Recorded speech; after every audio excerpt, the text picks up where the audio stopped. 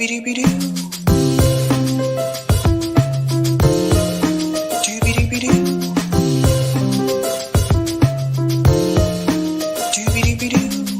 host, sabrinasalvati.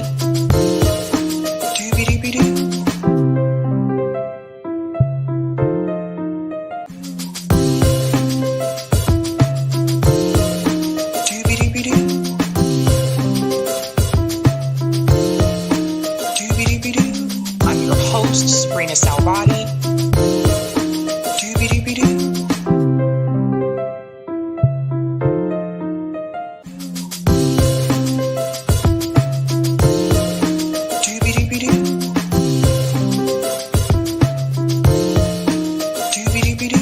I'm your host, sabrinasalvati. What's going on, guys? Happy Tuesday. I hope you had a great weekend. So welcome to Sabby Sabs podcast. I'm your host, Sabrina Salvati. If you are new, I want to let you know that Sabby Sabs podcast is a part of Revolutionary Blackout Network. You can catch me there on Tuesdays, Thursdays, and Fridays. And you can catch me here Monday, Tuesday, Thursday, and Friday. Quick shout out to those of you watching on Rockfin, YouTube, and Twitter. And what is going on, guys? Got interesting stories to talk about tonight. Want to say hello to a couple of people in the chat. So let's get started. Shout out to Miguel, says peace. Peace to you too, Miguel. Greetings, good cookies. Evening. So that picture. Oh my God. That picture is something else. Evening, Sabby. Hope you had a good Monday off. It doesn't matter how often that populous mass crystalware slides off. The breaking point's base is sycophonic with their defense of her. Interesting. Well, we'll see what the comments say tonight when we get into that discussion. What's going on? Hannah G says, hi, Sabby. Greetings, Dabby Dab says, how's it going, Sabby fam? Sabby time. Whoop, whoop. Give the like button some love. Go ahead and Hulk smash that like button for me, guys. Shout out to Lawrence, who's a Sabby member, says hello to Miguel, Dabby Dabs, and good cookies. Shout out to Sebastian, says good day, y'all. Good day, mate. Greetings. Lorez says, greetings, Sabby, Eric, and Sabby fam. Nurses do all the work in healthcare. They should all strike. I can't wait to get into that discussion because I have a lot to say about that, having worked in healthcare. Shout out to Sun Moon. Hey, Sabby and Sabby fam. Ready to weed out civility politics for good? That's right. Shout out to the Jammin, says OMG GC. What the F kind of profile pic, LMAO. I know that picture is hilarious. Good cookies picture. That picture is scary. Oh no. What's going on? Eric, who's a Sabby member, says, hey there all. Shout out to INF, says, hey all, who's also a Sabby member. Greetings, Randy, says hello, and a heart. Shout out to Carrie, says, we need free healthcare like the fire department. Medicare sucks. Sabby is fire. Well, thank you. Shout out to Paul, says, why is it so hard for people to realize that when a person has to rely on smears, they have no evidence of a claim? That's a good point, Paul. What's going on, Loco Cola? Doobie doo. Shout out to Tim, says, it's Sabby time. Thank you so much, Tim. Greetings, Arif, says, Liberia. Shout out to Lori, says, love you, Sabby. Thank you so much, Lori. Shout out to Roger Meadows, said, did you purposely put those two states together in your thumbnail to make it look like you were making a muscle? I did not. I didn't realize it looked like that, but that's just kind of how they fit into the square there. What's going on? Notori says, hi, love. Greetings, Kill Your Gorgies. Hey, Sabby, hope you had a great weekend. Doobie doo. I did. I had a very physical weekend. I was very physically, let me explain. Because I can be taken a different way. So I spent the weekend, cleaning, doing housework, and also time at the gym. So I've been at the gym the past 3 days this week. So busy times. Shout out to Steve, says, hey, everybody. Greetings, Carrie, says, hello. Shout out to Joe OWS says, hello, family. What's up, Ashura says, is there call in tonight? Yes, call in is on Tuesday and Thursday nights. So yes, there will be call in tonight. Shout out to Positive Energy says, keeping up with the Casparians. That one's a funny one. Shout out to the Garden Muse. Found you through Jimmy Dore. Love your channel. Thank you so much and welcome, welcome, welcome. Couple of more and then we're going to dive right in. Greetings, Magus says Sabby Dore in 2024. I would never run for president or any other political position, but I appreciate that shout out there. Greetings, LB says Sabby, thumbs up. Shout out to Aaron Fry sends love. Beastmaster X. If we stop using money for the rich, they won't be able to use us. And shout out to Rick who says, hey, y'all. What's going on? Danny says, moving Sabs. No. I've moved so many times in my life. I think I'll stay put for a bit. And shout out to the Oracle at Delphi. You had better work it out. Listen, let me tell you, okay? Sunday, I did cardio. Yesterday, I did cardio. Today, this morning, I did weights, lunges, squats. All the weightlifting was today. So yeah, that's actually why I have so much energy right now. I'm really like wide awake. And thank you so much and welcome, Bryant. Thanks for the super chat. Let's go, Sabby. You have been on fire. Jimmy Dore and all else. Thank you for the work. Thank you so much for saying that. And thank you for that super chat. I really do appreciate it. Someone said Sabby's getting swole. Let me tell you, I used to do like weightlifting like years ago, and then I got busy and, you know, life happened and I got busy and I got out of it. So I hadn't done weights in a while and I started back weights today and ouch, let me tell you, I don't know how I was able to lift what I lift back then, but it is what it is. So shout out really quick to Sabby patrons. You guys keep the lights on around here, like physically, like you seriously keep the lights on. I want to go ahead and thank you so much for your support. Shout out to Sabby patrons. If you're interested in being a patron, I have 5 categories: members, Sabbies, Sabsters, Sabinators, and of course, the ultimate. You can find all of their names listed here, and you can also see their names scrolling across the bottom of the screen on the ticker there as well. And I want to give a special shout out to a new Sabby patron. Over here, we call them newbies. Let's give it up for Tim Tam. Whoop, whoop. Thank you. Thank you so much, guys. I really do appreciate all of your support. Okay, we have an interesting discussion tonight. We're going to talk a little bit about finance. We're going to talk a little bit about employment. We're going to talk a little bit about the strategy of the squad. And of course, we're going to cover these 2 states for BIs as well. So let's go ahead and share that thumbnail there on the screen. Let's get into it, man. I'm in a silly mood.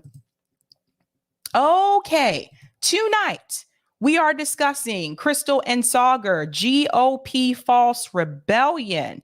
How do Crystal and Sauger feel about the so-called rebellion that happened with the Freedom Caucus there? We're going to talk about that, and I want to get your take on that as well, because that's actually going to be the call-in discussion, whether or not you think that what they did was actually worthwhile.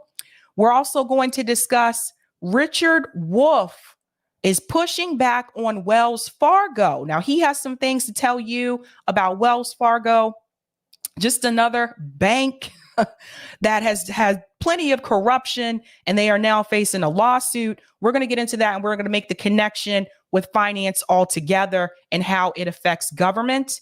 We're also going to talk about the NYC nurses strike that is happening right now. That is huge. And last but not least, I'm going to discuss Connecticut and Florida ballot initiative wins. If you live in those states, you might be interested in this tonight. Now, because these states did not have a lot of ballot measures, that's why I'm doing 2 states tonight instead of 1. In fact, I think Connecticut only had one or two. So we'll get into that. So I'm going to go ahead and get started here with these ballot initiative wins. Let's get started with Connecticut. Now, this is the state that a lot of people point to, those of us that live here in Massachusetts, and some of my comrades that live in New York. We kind of refer to Connecticut as the state that you drive through to get to Boston, or the state that you drive through to get to New York City. I'm not kidding. I'm not kidding. And listen, there are things to do in Connecticut, but for the most part, it's pretty much suburban. Well, you have some exceptions, like New Haven is a little bit urban. You have Yale there. But for the most part, Connecticut is pretty much suburban, and it's also expensive, just like Massachusetts. So let's get started with the big C. Connecticut. How do ballot initiatives work in this beautiful state? Connecticut does not allow its voters the option to place initiatives on the ballot, be they to pass their own laws or ratify their own amendments to the Connecticut Constitution. Only the legislature can pass laws independent of voter involvement and place initiatives on the ballot using a legislative referred constitutional amendment for voters to ratify, amending the legislative initiatives within the Connecticut Constitution. So this is another one of those states where it's really not up to the voters to put initiatives on the ballot. This is done through the state legislature. So let's go to Connecticut question number 1. Allow for early voting amendment. Now, this did pass by 60.40%. Roger Meadows put a note here that says it does not say how many days. It just leaves it up to lawmakers to decide. So let's get into that. Now, a yes vote supported amending the state constitution to authorize the state legislature to provide by law for in-person early voting before an election. Let's talk about that for a second. I think every state should allow this, and they don't. We do have it here in Massachusetts, and I always do early voting. I never wait till the day of because the line's going to be longer. So I do try to do it earlier. And I think everyone should have this opportunity because a couple of reasons. Not everyone gets election day off. That's just how it is. That's the reality, especially a lot of people that are working class. You're not guaranteed to have that day off. It's also not a holiday here in the United States so that everyone can go out and vote. So this is where early voting comes in handy because let's say you do have a couple of days off that is not on election day. Well, you can go ahead and vote early and not have to worry about trying to ask your boss if you can have that day off. Because the reality is, let's say you work at a restaurant, you're a waitress or you're a bartender. Look, they can't let everybody have that day off or the restaurant isn't going to open. The restaurant still has to operate. So this is kind of a reality check for people who may be in like these PMC spaces, which is professional managerial class, where they may have these companies that just give everybody that day off. For people who are working class that work at these restaurants, that work at retail stores, it's not guaranteed. And most of them don't automatically get that day off because, again, restaurants have to operate. They still have to open. And same thing with retail stores as well. So this did pass. And the supporters were State Representative James Maroney, House Minority Leader Vincent Caldelora, State House or Speaker of the House, Matthew Ritter, House Majority Leader Jason Rojas, State Rep Stephanie Thomas, and Secretary of State Denise Merrill. Who did not agree with this? State Representative Gail Mastro Francesco. So he did not agree. He or she, don't want to make an assumption here. And the comment that they gave is that the bill was too broad. So she said early voting must be done in the right way. There must be protections in place. There must be checks and balances in there. Until we do that, or at least make a step in the right direction to do that, I do not support this. Well, sorry for you, Gail, because it did pass. So that's that. Eric said, bad, Gail. Sorry, Gail. All right. So that is Connecticut. So that was the only one that they had this year. So shout out to Seatown. Again, the state that you drive through to get to Boston and to get to New York City. Moving on to Florida. Now, Florida is a little bit different. Florida is a little bit eccentric here. For those of you that live in Florida, I know some of you do. Citizens of Florida may call for a constitutional convention or initiate constitutional amendments through the process of direct initiative, meaning successful petition drives bypass Florida legislature and go directly on the ballot for voters to vote on for ratification to their constitution. So Florida is a direct state. My state, Massachusetts, we haven't gotten to it yet because we're going in alphabetical order, but my state, Massachusetts, is indirect, which means that we cannot bypass the legislature. We have to still go through the legislature. So it's actually more difficult to pass ballot measures in Massachusetts than in a state like Florida. I just want to put that out there. And I say that because we have still been able to pass progressive policies, even though it's more difficult to do so here. Moving on. The Sunshine State. Florida residents cannot directly initiate legislation or repeal legislation via veto referendum. The Florida state legislature may also place measures on the ballot as legislatively referred constitutional amendments. Florida also has two commissions, the Taxation and Budget Reform Commission and the Constitution Revision Commission, which meets every 20 years and have the power to place amendments on the ballot. When voters file to put an initiative on the ballot, it requires 60% of voters to ratify it. I told you Florida was a little bit eccentric here. Now, why is this different from the other states that I have presented? Remember when I told you that South Dakota actually had a measure that they were trying to pass, the legislators were trying to pass, to make it more difficult for ballot initiatives to pass in South Dakota. They wanted to put forth a measure that required 60% of the vote in order for it to pass, which is more than the majority. So, for example, if you had 55%, that's the majority, but it still wouldn't pass. Luckily, that measure failed in South Dakota, and so they don't have to reach that 60%. However, in Florida, you do. Let's go on. So I just want to say this again for people who may be confused. In Florida, in order for a ballot measure to pass, you have to have 60% of the vote. If you do not, even if you had like 56%, even though that's the majority, it still does not pass. That's important for people to know.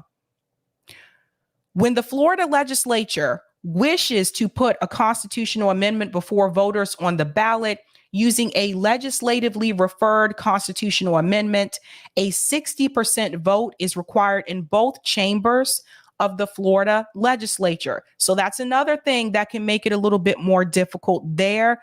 It also has to reach that 60% in both chambers of the legislature. Then another 60% is required from the voters. So a little bit more difficult in the sense that you need to reach that 60%, but a little bit easier when compared to Massachusetts because they don't have to, again, it's a direct initiative. It is not indirect.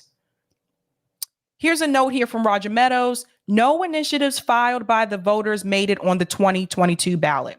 Only the ones put before the voters by the Florida legislature made it to the ballot. So that's important to note. There's a single subject rule. Florida has a single subject rule. Each proposed measure must address only one subject, except measures limiting the power of government to raise revenue. So you can't combine multiple issues as one ballot measure in Florida. Now, let's get on to the measures that they did put forth. So let's scoot on down to that. Florida Amendment 1, disregard flood resistance improvements in property value assessments measure. This ballot measure failed. The no vote was 42.74%. And again, remember, Florida requires 60%. So it failed.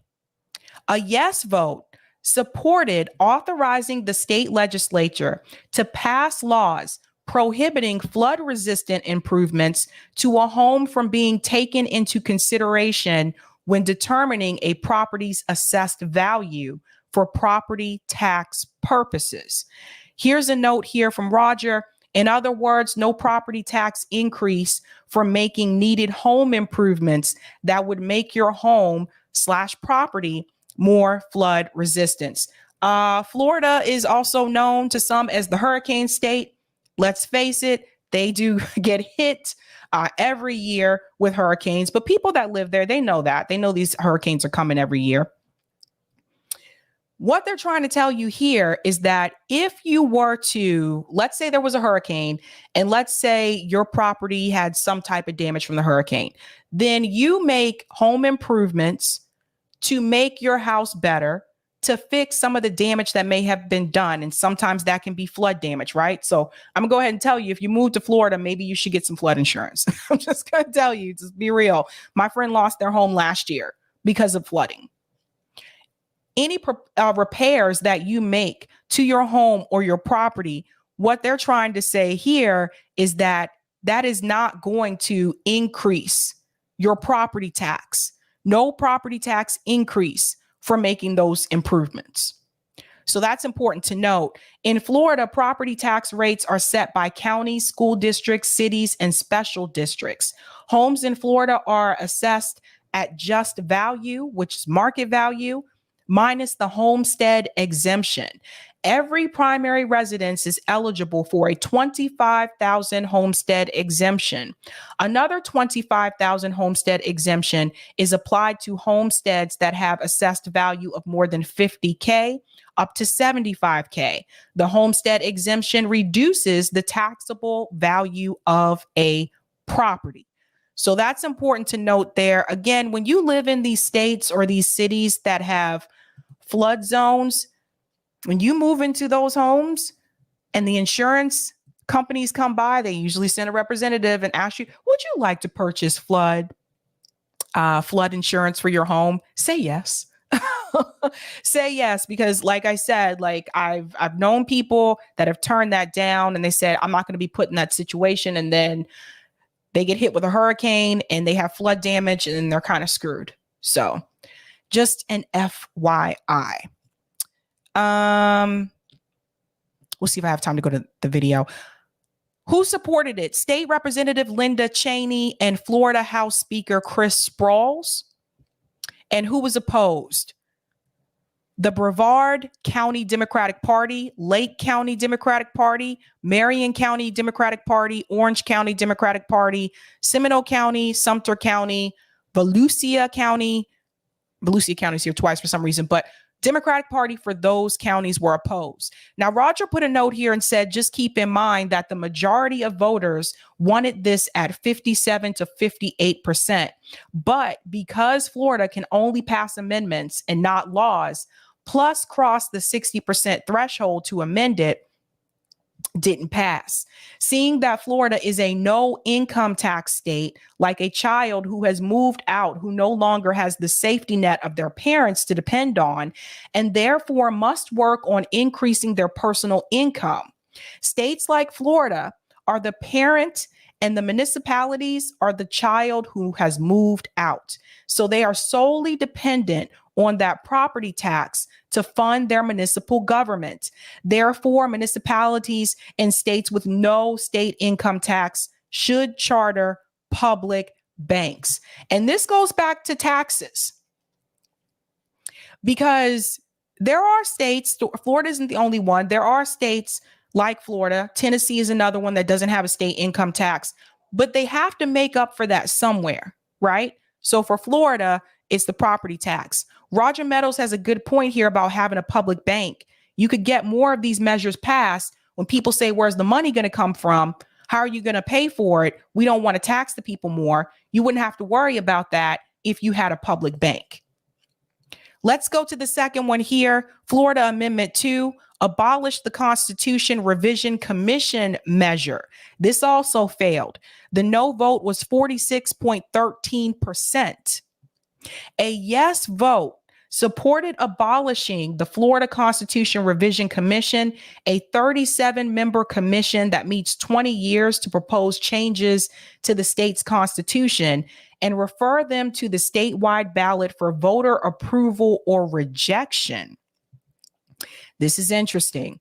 Florida Constitutional Revision Commission is a 37-member commission provided for the state that convenes every 20 years to review and propose changes to the Florida Constitution.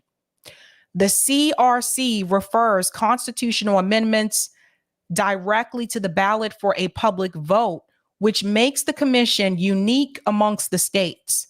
Florida is the only state with a commission that can refer constitutional amendments to the ballot. That's important to note. Who supported this? State Representative Jeff Brandeis. I don't know if it's Brandeis or Bronze. And political parties that supported it, Orange County and Volusia County Democratic parties. No one opposed this measure. And I'm going to the final one here, which is Florida Amendment 3, additional homestead property tax exemption for certain public service workers measure. Now, this did not pass as well. The no vote was 41.32%. A yes vote supported authorizing the Florida State Legislature to provide an additional homestead property tax exemption on $50,000 of assessed value on property owned by certain public service workers, including teachers, law enforcement officers, emergency medical personnel, active duty members of the military, and the Florida National Guard and Child Welfare Service employees.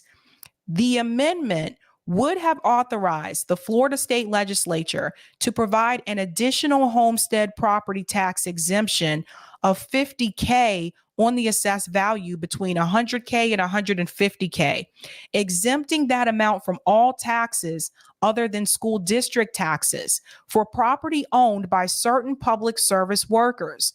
Public service workers who could have qualified for the additional exemption would have included K through 12 classroom teachers, law enforcement, emergency medical technicians, firefighters, paramedics, active duty members of the military, and Florida's National Guard, and the state child welfare service employees. Those receiving the additional exemption would have been required to annually provide proof of full-time qualifying employment. I'm surprised this didn't pass. Pros and cons. So a note here from Roger Meadows. In 2010, here they have approved exemptions specifically for our military. Maybe the next one should be piecemeal. One for K through 12 public school teachers, 14 EMT workers and paramedics, one for firefighters, one for social workers, etc. Because this one that failed this year had a lot of people in there that one might not agree with. If you are anti-cop, you might have voted against it, not because you hate teachers or EMTs and paramedics. This is a good point. If you're pro-charter school, you might have voted against it because you don't like the teachers' unions. Again, a public bank would solve this. This is another reason why I think sometimes it's best just to have these as single issues. I think Roger Meadows was spot on there. Maybe they should have separated those. I don't know. But it's a good point. Really good point. So that was Connecticut and Florida. Let me go to some of these comments here. Thank you for the super chat, Smell-O-Vision. If he ever messes up, I'm here for you, Sabby. If whoever messes up. Are you talking about Roger Meadows? Roger sends these over. I don't know what's happening, Smell-O-Vision. Betsy says, Sabby, I emailed you 2 podcast topic ideas today. Hope you see it. I will check my email. Good Cookie said, military and police should not be included in that. They get government housing allowance. Yes. I was going to mention that. So I don't know how it is in every state in the US, but I know in states that I've lived in, they do get these allowances. So like my dad was former military. Yes, they do get a housing allowance. So they're kind of covered there. Also, if you live on base, then you don't have to worry about that anyway. And the police officers as well. I know when I lived in North Carolina, police officers also got a housing allowance. So that's a good point. This goes back to what Roger mentioned, is that maybe these should have been separated and not together. That's right. Right, Soul. Yes, single issues. And Soul, I think you're in Florida. So yeah. Good Cookie said, yep, that's why I would be against it. Yeah, I don't think that was a good idea for them to do it that way. EJ Butler, your husband? What about my... Oh!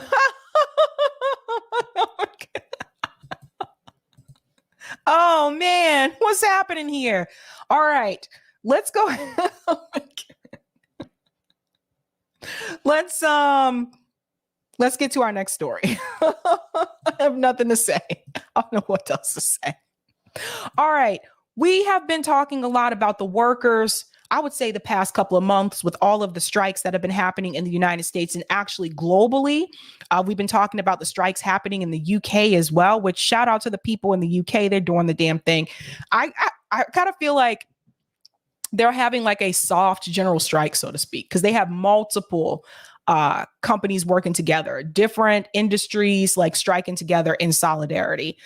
That being said, if you have not noticed, there has been more networks, I would say mainstream media networks, that have been demonizing workers as of late. Last year, they were cheering on some of these strikes. They were applauding some of these strikes, including the Amazon unionization, all of that. And now we're starting to see that the tides are changing, because we are now in 2023. And I don't think they expected this to continue. Now, this goes into the NYC nurses strike. But before I get to that, I think we all need to be prepared for what they are going to try to do next. And I talked about this briefly on the Jimmy Dore show, about how now there are suggestions being made, and Larry Summers was one of the people that made the suggestion, that the Fed should have to intervene. The Fed should have to intervene in reference to the labor market. I think that would be a disaster. I'm not for this. I hope you guys are not for it. But this is what they're talking about. See, they're already preparing to prevent future strikes and unionization. So let's go ahead and get into this piece here. I thought this was pretty interesting. You know, actually, so far in 2023, what's worked this year is what worked last year. International markets have actually held up better, which they did last year. Values held up better. The financials did fine today, relatively. It just continues to be valuation compression.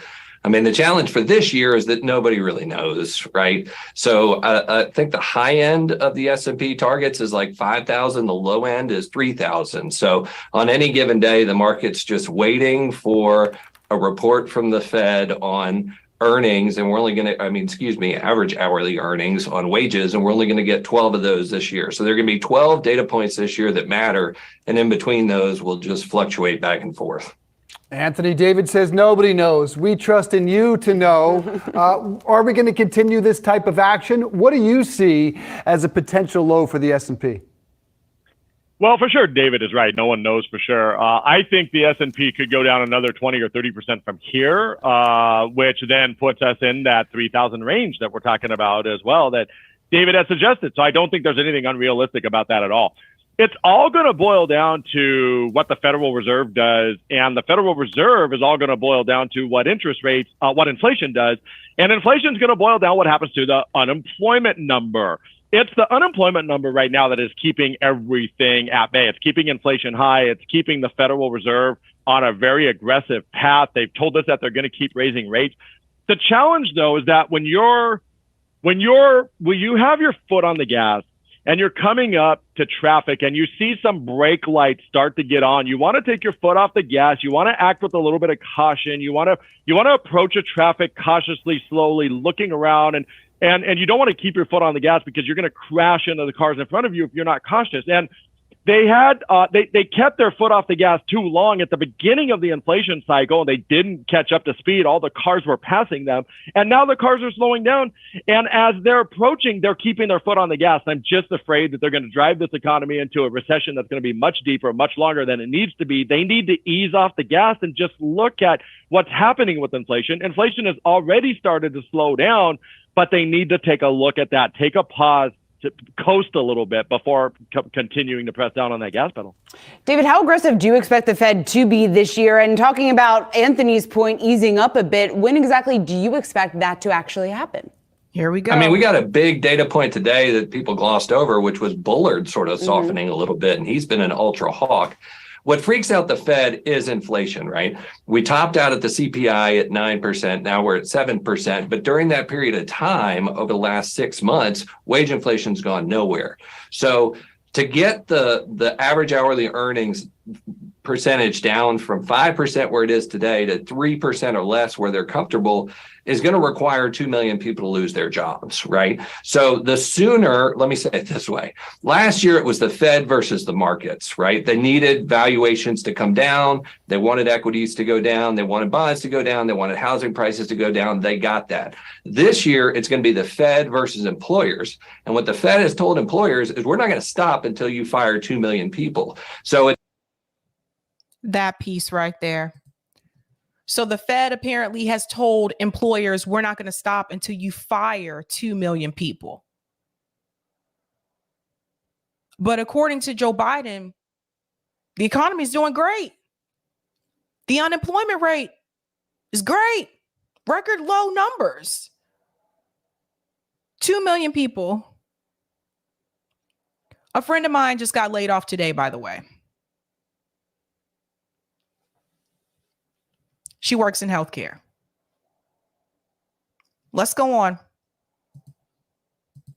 It's great that Amazon laid off 18,000 for their purposes, but we got a long way to go. So there's going to be a whole lot more reductions in payrolls to try and force that wage number down. And based upon the jolts yesterday, we still have 10.5 million jobs available for 6 million people unemployed. So that's why the Fed feels like they've got to be tighter for longer. But I think one more quarter in rate hikes, and we should be done because M2 is actually shrinking year over year. I mean, when you add the rate hikes at this pace and you add quantitative tightening into the mix, there's an enormous amount of liquidity being sucked out of the system. And I agree, they need to pause. And Bullard sort of suggested that maybe today.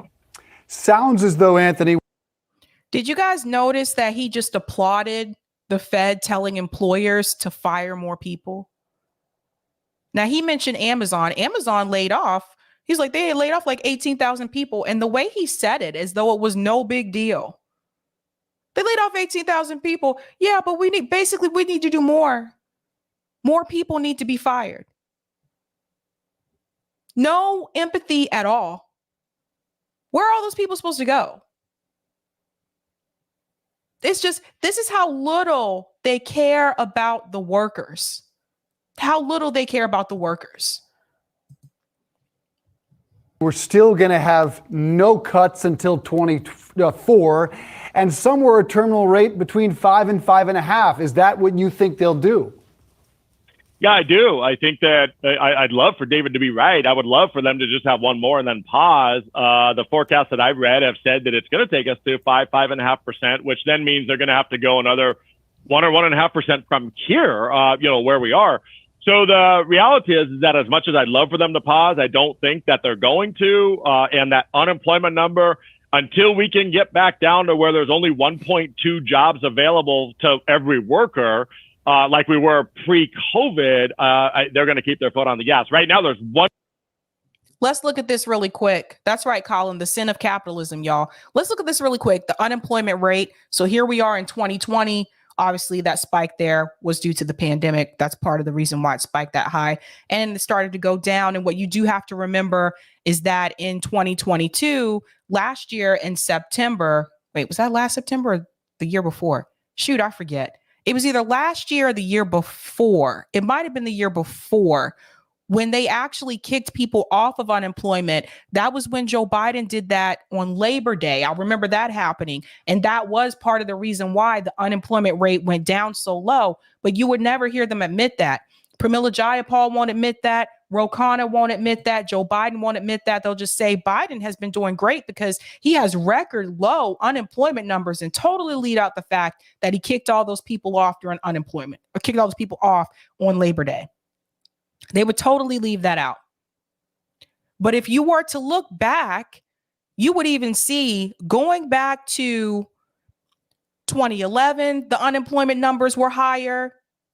You see what I mean? So yeah, they are going down, but you have to understand how they actually calculate unemployment. Unemployment does not refer to people who are adults that live with their parents. So if you're one of those people that graduated college, let's say last year or the year before during the pandemic, and you couldn't find a job right away. I had several students that were in that situation, by the way, and you moved back home to live with your parents. You were unemployed, but you were not included in the unemployment rate. You're not head of household. Those people aren't counted for. If you didn't actually file for unemployment, you're not a part of the unemployment rate. So I always argue the unemployment rate is actually higher than what you see in a lot of these graphs. 1.7 million jobs available per worker. That number needs to come down to 1.2 or so, which means unemployment rate needs to go up, as David noted, about 2 million. That puts us in a 5 or 6%, closer to 6% unemployment rate. That's where we need to be in order for inflation to come down, for the Feds to be comfortable pausing. The way that they just spoke about the Fed coming in and telling employers to fire more people, it's disgusting. This is why I say we need something different. We need a working class labor movement in this country, because the workers were just kind of seen as like not having any type of rights. And speaking of the workers, there was a huge strike happening in New York City. I think someone just mentioned that they just reached a deal, but I'll have to check that. Huge strike happened in New York City with the nurses. Let's go ahead and get into that. And I want to tell you a little bit about the healthcare industry and why I think they have every right to go on strike. Now, this is a short video here from More Perfect Union. They're awesome, guys. Follow them on Twitter. They cover a lot of these strikes. That's usually how I hear about them, unless it's a local strike. And this says, coming off of the night shift at Mount Sinai, NYC nurses strike. Here we go.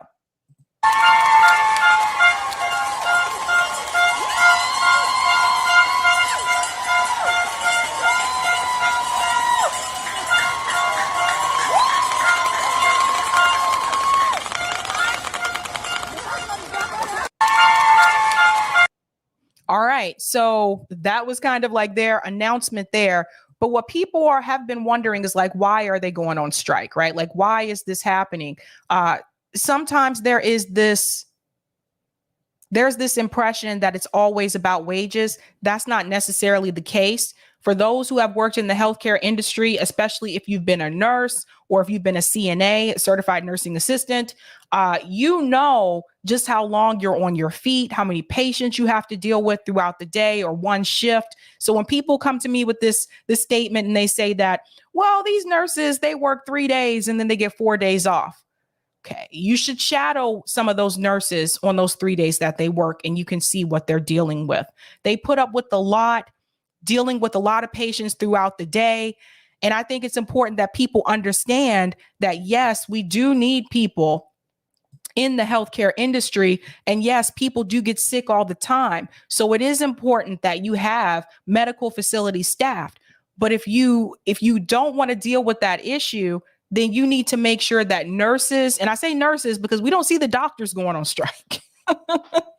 You need to make sure that the nurses are compensated and that they actually have enough resources to do their job so that they can deal with these patients. Because if you have one nurse on call and they're in the ER and you have a full ER waiting room, well, how is that one nurse going to get through all of those patients? This is important for people to understand.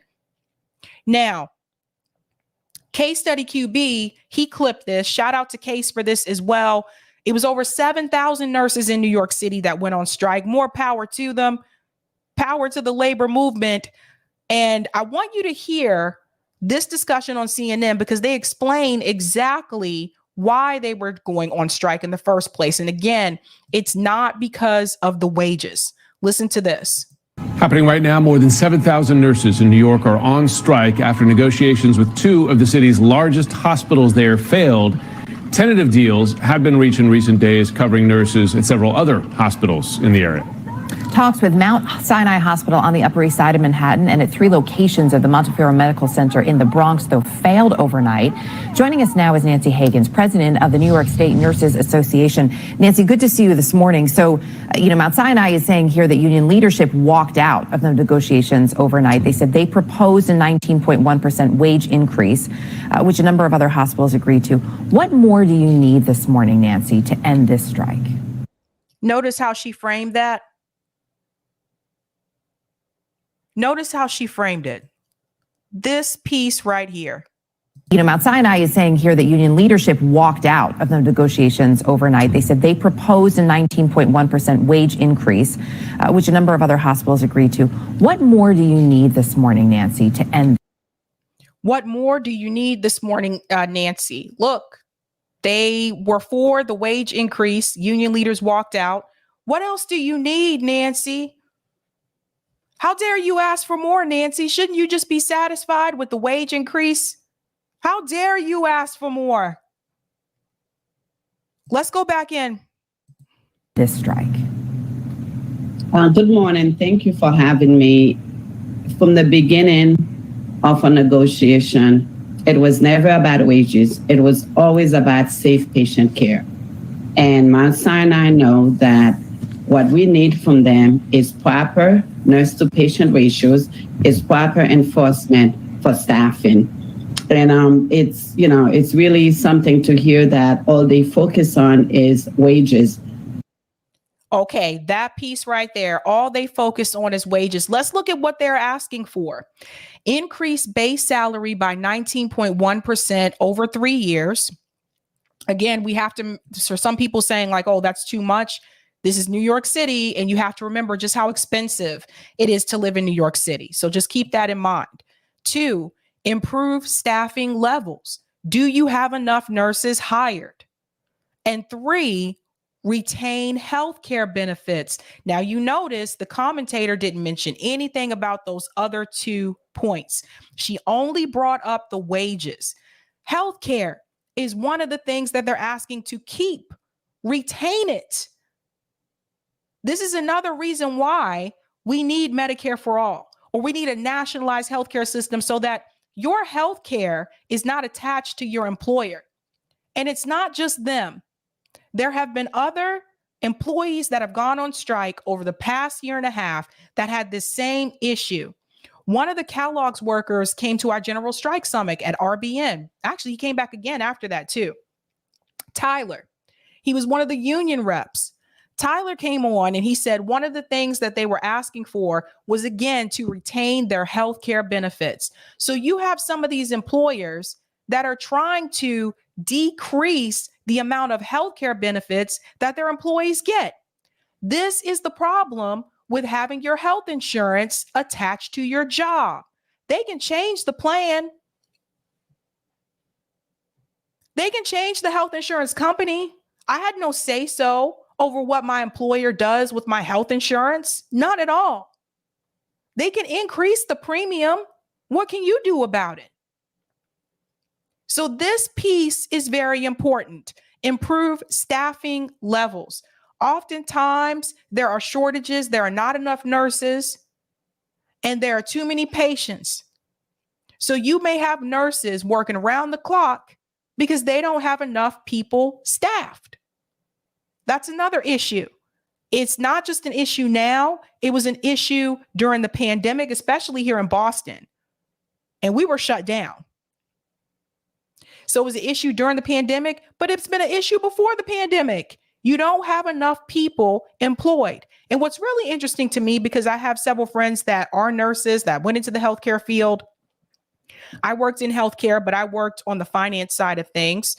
And what's interesting to me is that they would tell you that such and such hospital doesn't have any openings for nurses.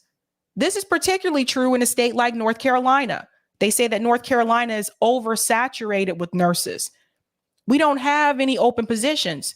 But then you go to these medical facilities and you see they actually do need more nurses. They just don't want to hire them.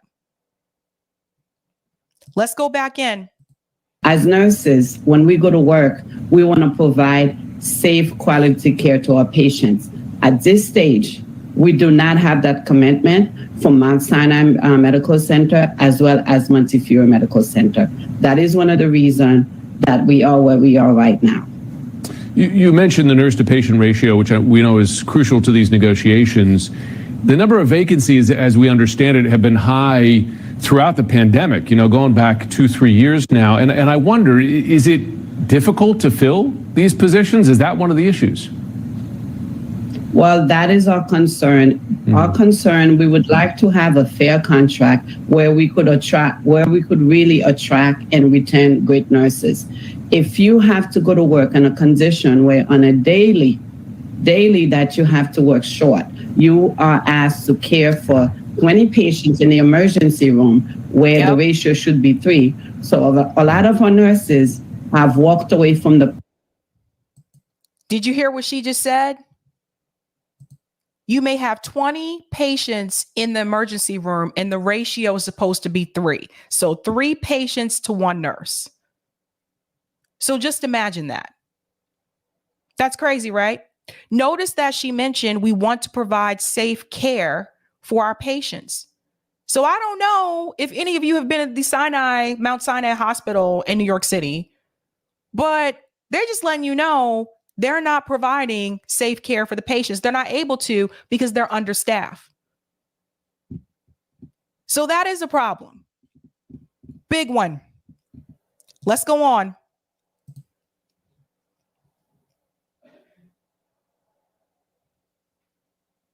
Oh, I don't know what happened here. Away from the. Okay. I think the sound comes back. I don't know what happened with that clip, but. Last month, I know you also accused hospital management of purposely leaving some of these positions unfilled. Why would they leave those unfilled? That was a dumb question. I'll answer the question for them. Why would they leave positions unfilled? Because it's less money for the employer. We talked about this the other day on Sunday. I believe it was Sunday I talked about quiet hiring, how they'll leave those positions vacant, or they'll fill those positions with contract employees or temp employees, or they'll just dump that work from the person who left on the people who are left there. That's very common. So this just goes to show you just how out of touch the commentators are. They don't understand. They don't get it. There's a reason for that. There's a financial incentive for that, for those employers to not fill those vacant positions. Well, let's see if we can just, dump the work on the people who are still here and save us some money. It's not just the hospitals. I've seen this in every industry. They do it because it's cheaper for them to do so. Even if that means the employees are going to be overworked, they don't care. They're trying to look at how they can make more money for themselves. Now, there's something I want to mention here about this contract. Let me show you the sign where it says fair contracts right there. Fair contracts for patients and nurses. I want to bring up a hospital here that I know has been problematic in reference to the contract issue and the resources. Brigham and Women's in Boston. It's a popular hospital. A lot of people like it, but Brigham and Women's has a problem. And friends of mine who have worked there will tell you about this as well. Brigham and Women's doesn't have a psych ward. So what would happen is that patients would come in that needed to have some type of psych treatment or behavioral treatment. And because they don't have a psych ward, the nurses that are on call there, they have to deal with those patients, and they have no training to deal with patients that have mental illness. This is a problem for Brigham and Women's, and this is why they go on strike all the time. Because people ask this, like, Brigham and Women's is on strike again? Yes, because they don't have a psych ward. And they also overwork those nurses. Yes, they get paid pretty well, but it doesn't mean much if you're overworked, you're stressed out, and you can't do your job properly. So that's another one about the contracts. Having fair contracts is important. And they said also for the patients, because if the nurses don't have fair contracts, then neither do the patients. Filled. Why would they leave those unfilled? We've been working in those conditions way before the pandemic. There you go. Bingo. We have been working in those conditions way before the pandemic. What did I tell you? This has been a problem.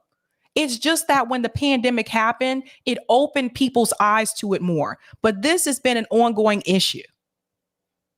Again, the commentators, they're out of touch.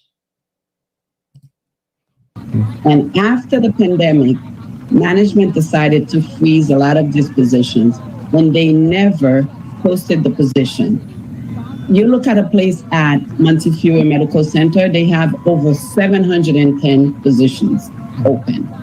Mount Sinai, 500 position open. 710 positions open, and at the other hospital, over 500 positions open. And she talks about how they freeze the positions and they won't even post the positions. I've seen that happen in higher education, not just in healthcare.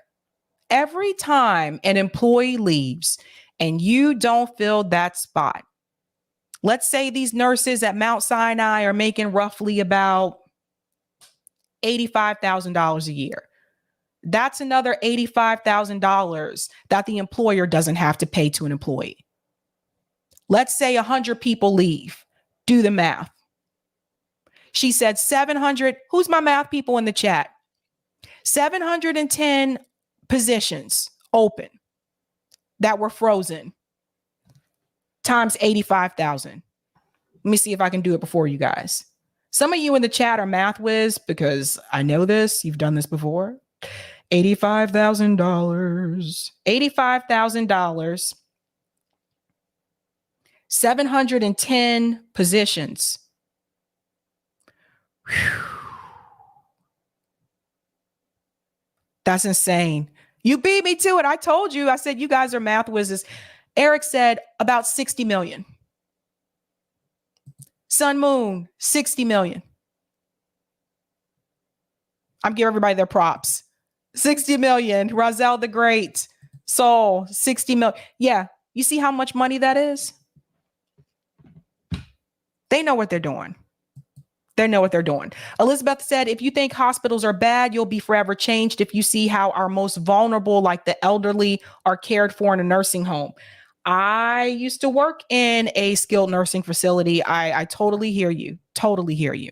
Let's go on. Nurses will not want to work every day and have to carry 3 times the amount of the load. After a while, it's not only physically toxic, but it's mentally toxic. And we want to be able to deliver patient care.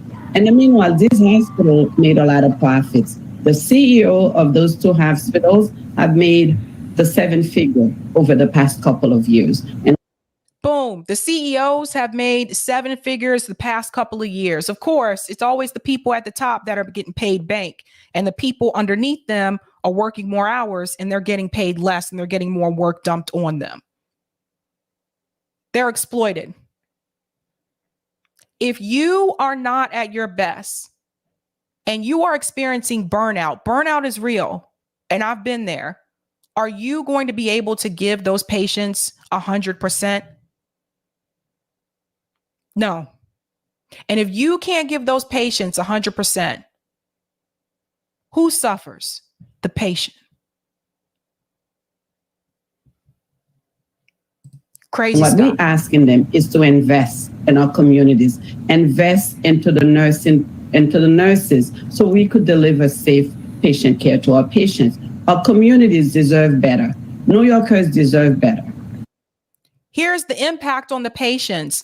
Babies transferred from NICUs, also known as NICU. Cancer patients forced to find alternative or alternate locations for treatment. That is huge. Elective surgeries postponed. Ambulances being diverted.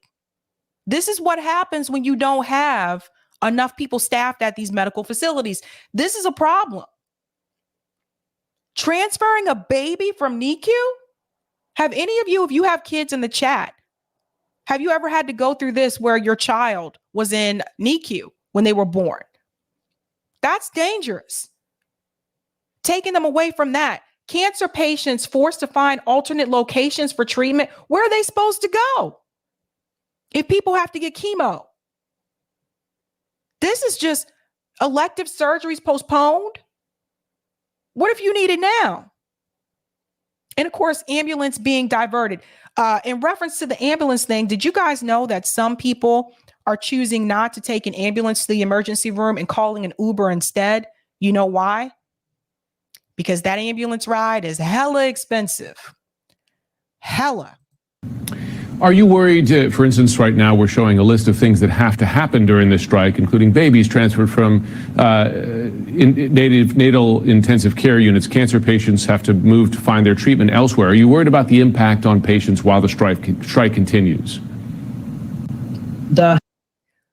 Are you worried about the impact on patients while the strike continues? He should be asking the CEOs that question. What are they supposed to do? What are the nurses supposed to do? Just continue to experience burnout? Oh boy, look at his face. Look at his face. Got her with that question. That's what he thinks. Hospital management have created the crisis. We gave them a 10-day notice on December 30th. The reason we gave them the 10 days was we were giving them the opportunity to either fix the problem by coming to the table and negotiate a fair contract or make proper arrangement. The fact that management decided not to come to the table and have a fair contract, they have failed the community. They have failed the patients. 100%. They gave them a 10-day notice. Some people don't do that. So they knew 10 days in advance, if you don't fix our contract, we're out. We're out. They did nothing about it. Now, some hospitals, if they have that much of a far advance notice, that's when they'll call in some of these travel nursing companies, and they'll ask them to bring the travel nurses to come work in those cities at those facilities. My friend has done that before at those facilities to fill the vacancy. I mean, if they had a 10-day notice, they could have prepped for something like that. But I would encourage those of you who are in that position, who are travel nurses, not to take those assignments because that's crossing the picket line. Just saying. We'll finish up here. Well, Nancy Higgins, anybody who's had family members as I have in long-term care in a hospital knows how important nurses are to their care. So we thank you for taking the time this morning. Thank you for having me. It's a hot mess. You know, I think they should interview the CEOs. Maybe they did reach out to them and they decided not to comment there. Now, this was interesting to me. I was surprised to see. Now, Danny Haifong, friend of the show, he actually tweeted about this and he said, my wife is on strike. She is one of the 7,000 plus New York nurses demanding better conditions from Mount Sinai, one of the richest hospitals in the country. Here, a top union leader explains the union's top priority: staffing ratios that protect the safety of nurses and patients alike. So that's Danny. You guys should follow him on YouTube. He hosts a show called The Left Lens. He focuses heavily on foreign policy. Like, Danny's awesome. But let's see what they had to say here.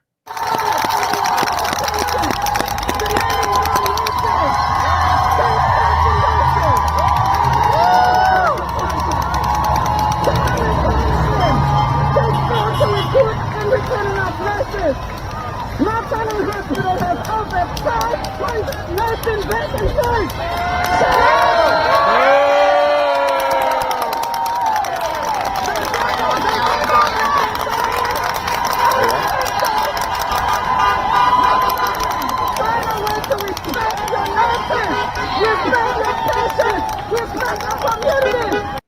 So what she's saying is respect the nurses, respect the patients, respect the community.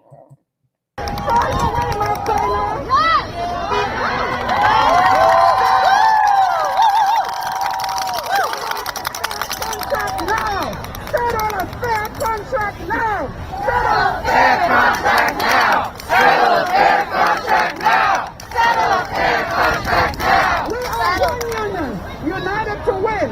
We are 42,000 nurses joining together to advocate for our patients, for respect and quality care for all her patients, regardless of their zip code, regardless of their immigration status, regardless. Yes! We advocate for our patients.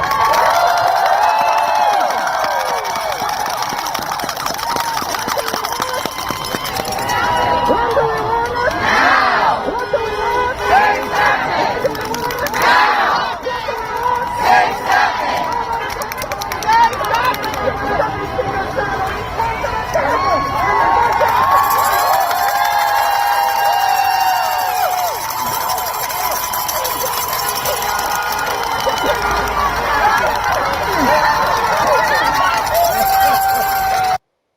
Awesome. Solidarity there with the nurses. So I didn't know that about Danny. Now, Danny is he's a fellow Bostonian like me. He's from the Boston area. So I didn't realize that his wife was also one of the strikers until I saw his tweet. So yeah, that is like amazing. I hope they get what they want. Eric did tell me, quick update, that there is nothing shown right now about the nurses reaching a deal. So just FYI, Eric, my producer, did check for that to see if that was happening. Let me go to some of the comments here. E.G. Butler says, isn't this proof of the unstable capitalist system? 100%. Dan A., hospitals not being able to afford health care for their employees is priceless. What more proof do we need that the system is broken? Ilhanor, we can strike together or we can die alone, separated by the ruling class. We only have power in our numbers. 100%. And thank you. Wow. Thank you for the super chat, Isabel. I'm a CNA in dementia care. For those who are not aware, CNA is certified nurse assistant. We are horribly understaffed. No one wants a job where you change diapers, wipe butts, and attacked for $14 an hour. We cannot get raises because we are already close to what new nurses make. It's a domino effect. 100%. CNAs, I feel, are very much underappreciated in the healthcare industry. So if you are not aware of what they do, Isabel is explaining to you what they actually do as part of their job. You know, they are very much important as well. And they're not as much respected. I have noticed that. Steven says hospitals have to be nationalized like in other countries. Unfortunately, the United States are the odd one out that does not have universal health care.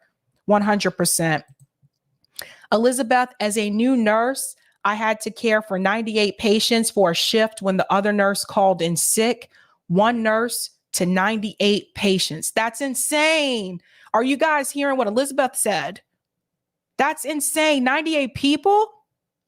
That would be like me, because I worked in education for those who are new and don't know. That would be like me having a classroom at a public school with 98 kids in that class by myself. And it's not the same. 98 kids in a public school, K through 12, versus 98 kids at a college class. It's not the same. The college students, for the most part, half of them sit in the back and fall asleep. You don't really have to take care of them, so to speak. But that's insane. That's crazy. .com. These are all issues stemming from a for-profit system of healthcare. They cut services to the bone, pun intended, to increase profits, then blame employees for failures. It's always the workers' faults. Thank you for the super chat, Roger. OASS Oh, I think you meant pass the New York Healthcare Act. And thank you for the super chat, Loca Cola. I used to be a CNA years ago. It's boot camp for nurses. I lasted 3 years. Myself and others could have up to 12 plus patients per CNA. Isn't that crazy? That's crazy. The CNAs do a lot. Like, they're the ones sometimes feeding the patients, taking the patients to the bathroom. Like, they're the ones like bathing the patients. Like, without them, what would you do? What would you do? I'll take that comment on Rockfin, Eric. Thanks for the tip on Rockfin, Roger. Regarding the previous story, maybe we should finish what JFK started and end the Fed. And as Dr. Kaboob said, have the administration through the Treasury Secretary Office mint platinum coins, assigning value to them targeted. Also, sometimes that person that they do hire, you think is coming in to help you, but they're coming in to replace you. That's why past jobs, I never asked for more help. I just did the job of 2 or 3 people. I've seen that happen before too. That's a good thing to point out, Roger. And thank you for the super chat, Louise. I worked for a hospital until 2021. Our insurance was so bad. Doctors in our hospital system didn't accept our insurance. The system is broken. There's a movie called Head of State. It's with Chris Rock. I don't know if you guys have seen it. If you haven't, you should watch it. It makes fun of the political system, but it also points out some real truths. Chris Rock's character that was running for president, one of the things that he said when he was speaking to the crowd was, how many of you work at hospitals you can't afford to get sick at? And the movie's a comedy, but there's real truths in it.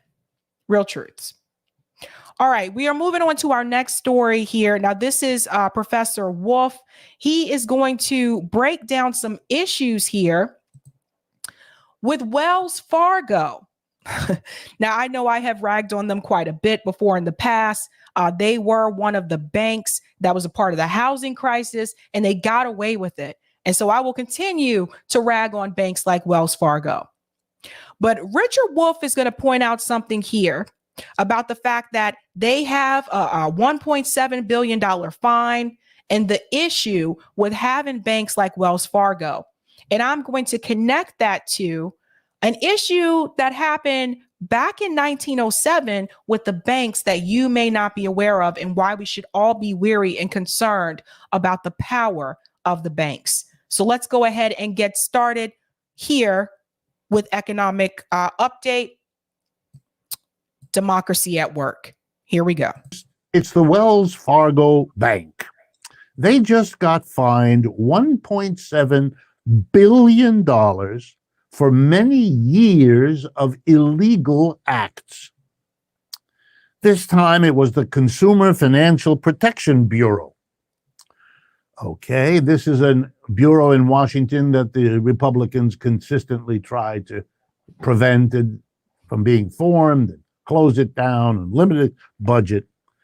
And it reported its investigation that Wells Fargo did at least the following: illegal, unjust foreclosure on people's homes, illegal, unjust vehicle repossessions, illegal, unjust, incorrectly assessed fees, incorrect overdraft charges. I could go on. And on how many accounts? Get ready. 16 million accounts. They should be in jail. All of them. But if you notice in the United States, the bankers don't seem to go to jail. They do in Iceland, just not here.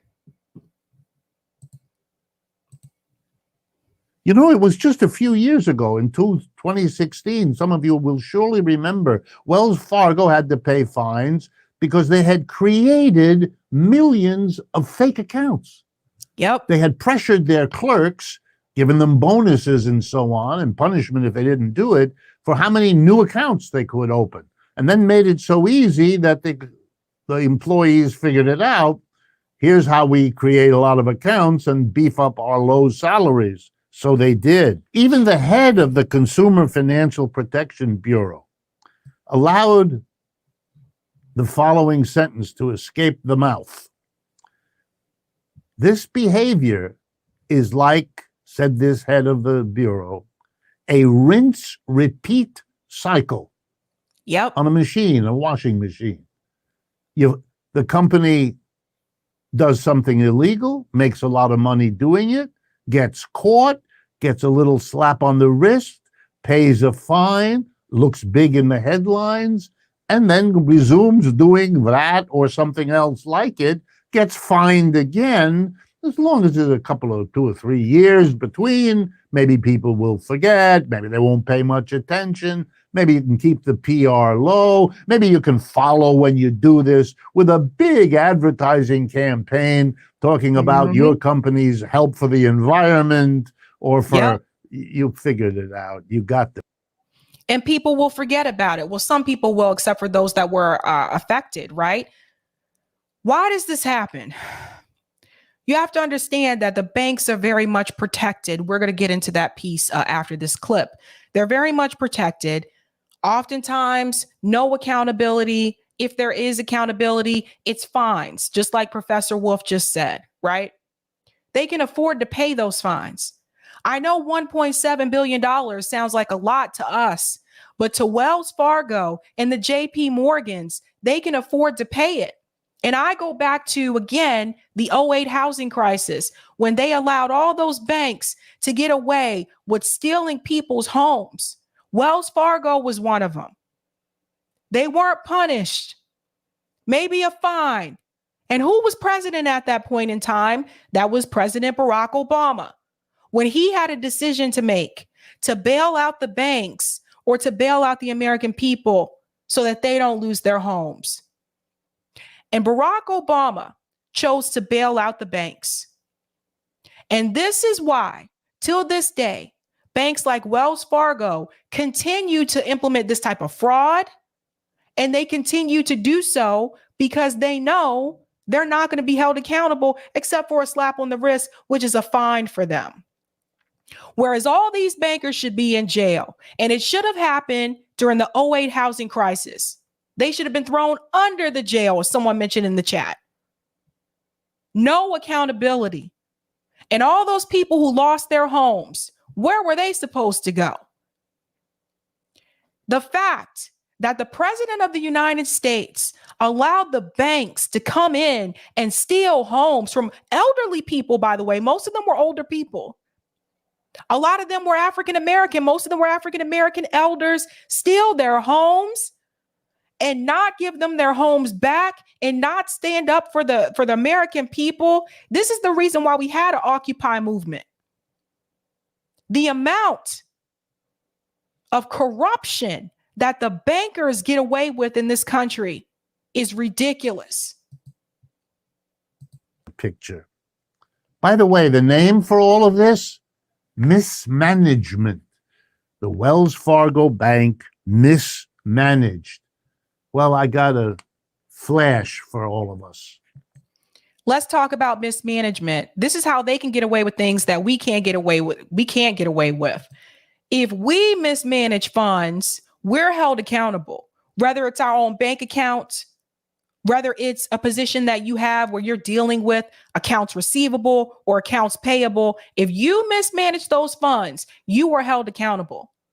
But the bankers they're not held accountable for mismanaging funds, for ruining people's lives, for stealing people's homes. They're not held accountable. Regardless who's in office, it doesn't matter if it's a Republican that's the president or if a Democrat's the president. They are always protected. And you are going to find out why they are protected. And that goes back to 1907. Let's go back in. This isn't mismanagement. It's management. If it were it would not be happening over and over and over again. Of course, the question, if you were logical in your mind, that ought to occur when any bank, and Wells Fargo is no way the only one, but Wells Fargo is a real winner at this rinse and repeat behavior. But the logical questions that would arise would be, why are we allowing these private bankers to rip everybody off consistently again and again? Clearly, fining them, even when the fines are in the billions of dollars, isn't working. It's not preventing these things from happening. Nope. Everything that's listed here that Wells Fargo did has been listed against banks in this country over and over and over again. Overcharging for overdrafts? Oh, I mean, are you kidding? Repossessing, messing up the paperwork for the mortgage? Come on, it's all the same. And so the logical thing would, let's not have it handled this way. I don't even know why we have overdraft fees to begin with, because the banks, they can afford to pay that. Like, it's just like this is not something I have an issue with myself, but I have known when people have been in certain situations where, let's say, a company decided to, or a bill that was supposed to be paid, they decided to take it out when they weren't supposed to take it out of the account. I know people that have run into those situations and they're living paycheck to paycheck. So it is important that the bill collectors automatically withdraw the money on a certain date. And if they do it before then their account could go into overdraft, right? Now, yes, there's some responsibility there as well on the person that has the bank account, but sometimes mistakes happen. And to me, the overdraft fees is just another way for the banks to make more money. So you just overdrafted your account, then you get hit with a $35 fee or $50 fee, whatever it is these days. You get hit with the fee. Now you got to pay back the money that you overdraft plus the fee. Maybe the government should take over banking the same way the government takes over postal system. That sounds like public banking. That's what it sounds like. Let's go into it. Basic national services are to be handled by the government, so we have a direct, responsible agency that isn't in the business of making money for anybody. It's in the business of serving the public, which at least increases the probability that that's what they'll actually do. This is called socializing or nationalizing the banks. Maybe banks should be run by boards, half of them elected by the workers there and half of them by the communities that the banks serve. So we make sure that the workers and those who are to be served are the people who run the institution, not a third group whose only interest is pulling profits out of it. In other words, the problem is capitalism. There you and go. Letting capitalism run your banking system. Brilliant analysis there. I want to point out something in reference to the public banks, because it was actually Roger Meadows who really turned me on to public banking. One state I know of in particular that does have a public bank is North Dakota. It's called the Bank of North Dakota. Imagine that. Now, North Dakota has been able to get away with passing some of these ballot measures and other measures for their states because they have a public bank. So the people in North Dakota don't have to stop and ask, who's going to pay for that? Are you going to raise my taxes to pay for this new initiative? They don't have to ask that question, because you know why? They know the money's going to come from the public bank.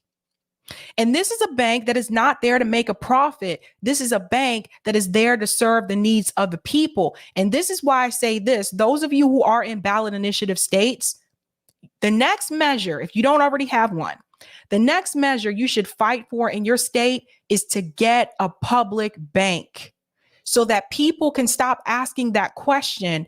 How do we pay for this? I don't want to pay for more taxes. That's the only way you're going to be able to pay for this, right? Then you don't have to worry about that if you have a public bank. It's not promoted as much as it should be. Now, Andrew Yang did bring this up during his 2020 campaign. He mentioned the idea of making the postal service nationalized in that sense. Well, he also brought up the idea of putting banks inside the post office. That's another thing that you can explore. But I really think when you look at like some of these banks and just how they're just there to make a profit and take money from the people and get over on people, obviously, like Wells Fargo. Nah, the bankers continue to get rich. And I mean rich. to the point where at one point in time in this country, this is the only time I know about. If you know of another one, feel free to let me know. At one point in time in this country, in 1907, it was actually a banker that gave money to the federal government. That was referred to as the Panic of 1907. Now, this is not something I learned about in history class, but I am subscribed to Financial Times, and I learned a lot about finance through them. Raise your hand in the chat if you've heard of this before. Type the number 1 in the chat. If you have not heard of this, type the number 2. I'm curious. I should have done a poll tonight. Balls. The Panic of 1907. This is important.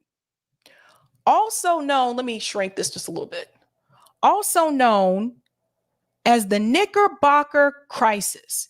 The Panic of 1907 was the 20th century's first global financial crisis, and it took place in the U.S. in October and November of that year, during which time a series of depositor runs, that is a large number of customers. I don't know why it's, I'm gonna have to make this smaller because it's going to, okay. Oh, it just scrolls like that. Of customers withdrew their deposits at the same time over concerns that their bank solvency occurred at several banks in New York and other American cities. I hate how this scrolls like this. I guess it's meant to be small. I'm sorry, guys. Where was I? Other American cities.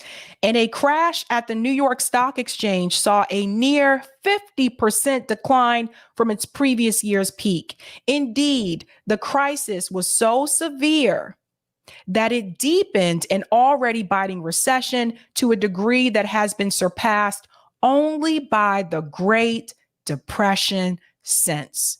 I'm going to look at the numbers in the chat to see how many people. Okay, it looks like it's mostly 2. So most of you have not heard about this. Yes. Now, you may have to wonder,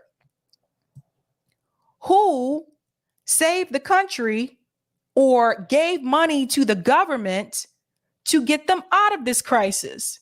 And I don't mean an individual bank per se. I mean an individual banker. One person. That person was JP Morgan. Let's get into that.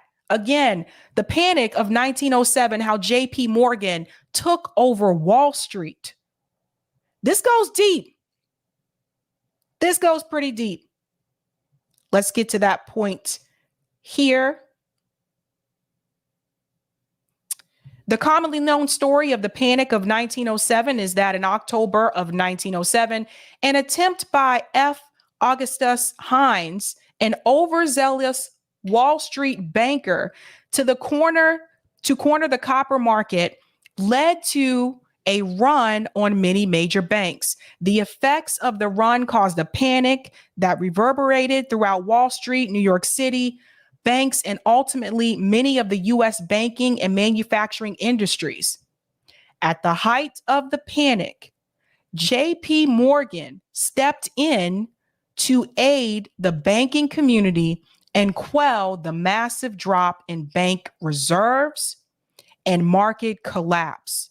He was touted by many Americans as a true patriot and a selfless beacon of financial hope for the country. But to those who rigidly examined his actions, he was a monster who fed off of the demise of economic destruction. Why was he a monster who fed off of it?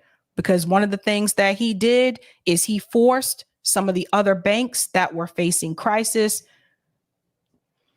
to hand over their banks to him.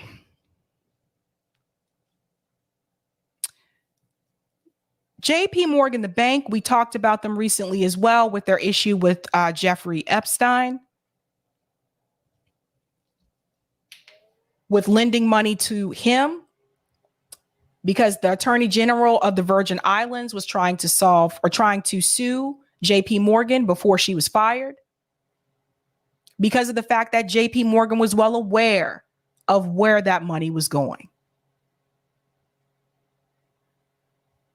When I talk about this particular issue, this particular individual, I don't want you to see it as though JP Morgan came in and rescued the day and he was a hero. He was a monster. He was someone that was just looking to become more rich. Your bank is struggling. I'll come in and help the federal government and give them money, but you got to give your bank to me. Now, there's one more piece I want to show you here. This is a long article. Eric, feel free to put the link to this article in the chat if people want to read through the whole thing, because it is really long.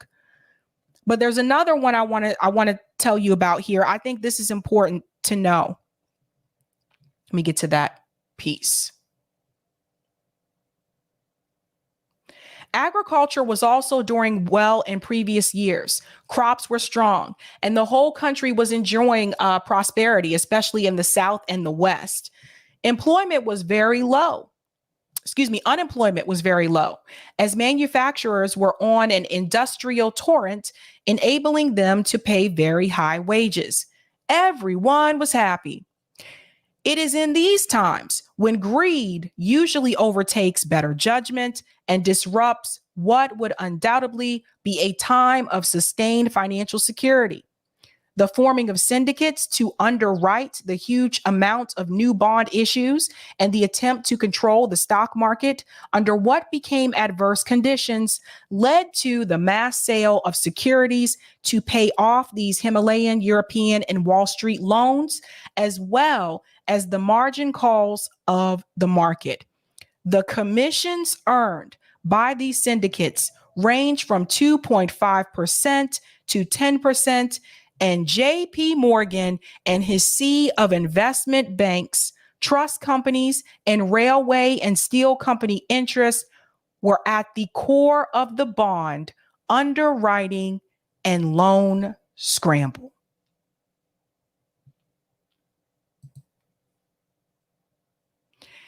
This just showed you how dangerous and how powerful the banks can be. Now, one piece at the bottom of this article I do want to show you as well. Boop. Because like I said, I told you this article is long as fuck. Like when I read this article, I was like, and it's still going. It's still going. Let me make sure I got to that last part. Sorry.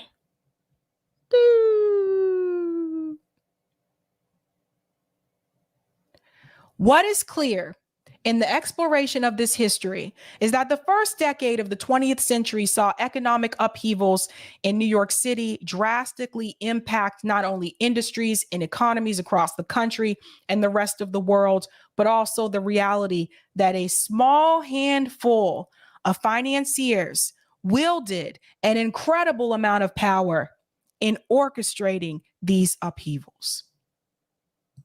Just a small few. Those top few have so much power and so much control. And this is why I continue to talk about the banks. Because although I criticize politicians, you got to understand, even with them, they are not the people at the top. Let me go to some of these comments here.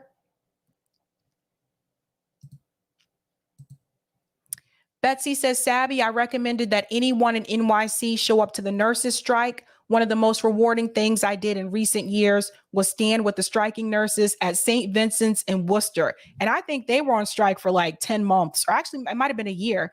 I think when we interviewed them, they were on strike they were at their 10-month mark. Deneen says, don't forget the fake account scandal. That's right. Oz is in the house, says Obama and Clinton should be sharing a cell with Bush. There you go.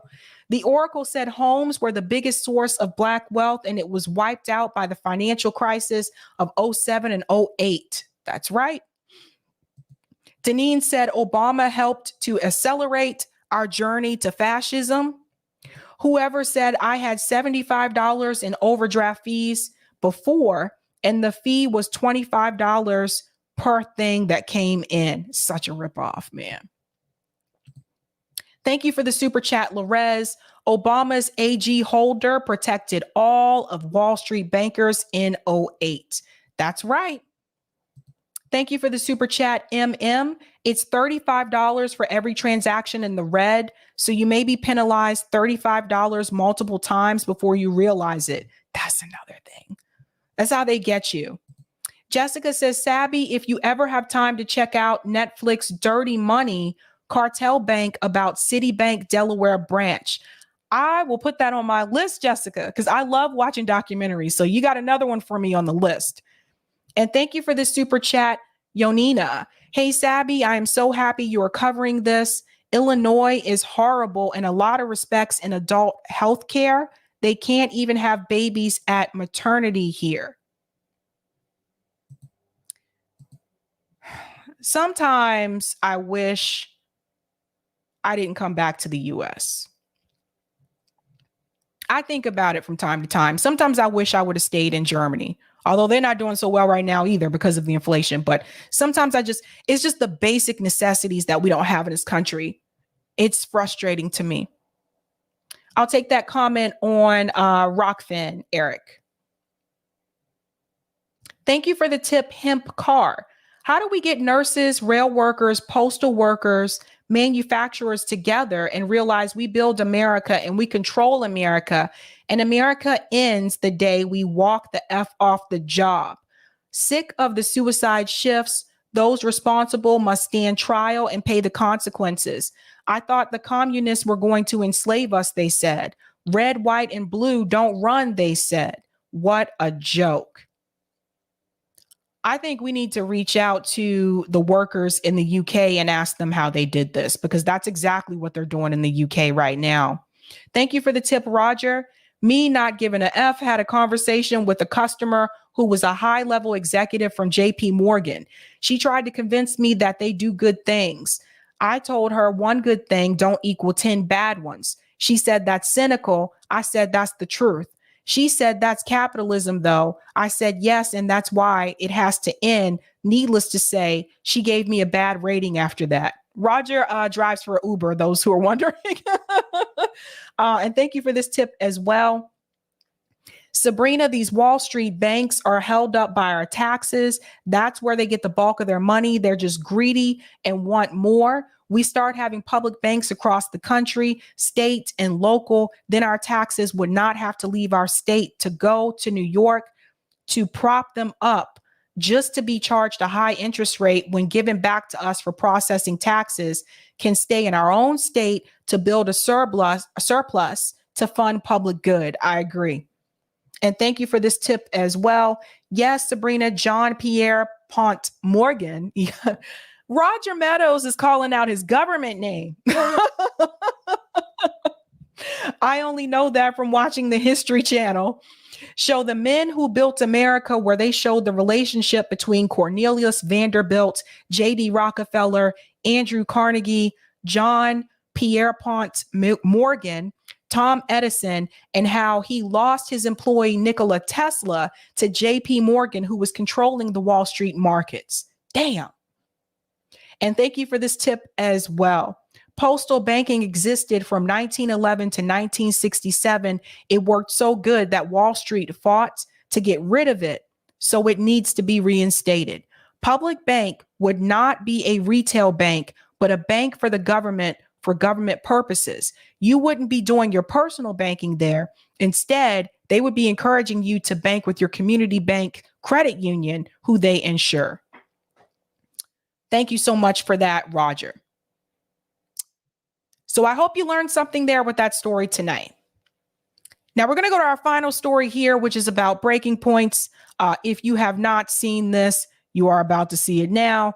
So Crystal and Sauger did have a take here about the concessions that the Freedom Caucus group from the GOP were able to gain through their terms of forcing the vote. They actually decided to do it, and the squad did not. I'm going to show you what they had to say. This is actually what we're going to talk about on Call-In tonight, because I understand, and I want to come and say this before I start this clip.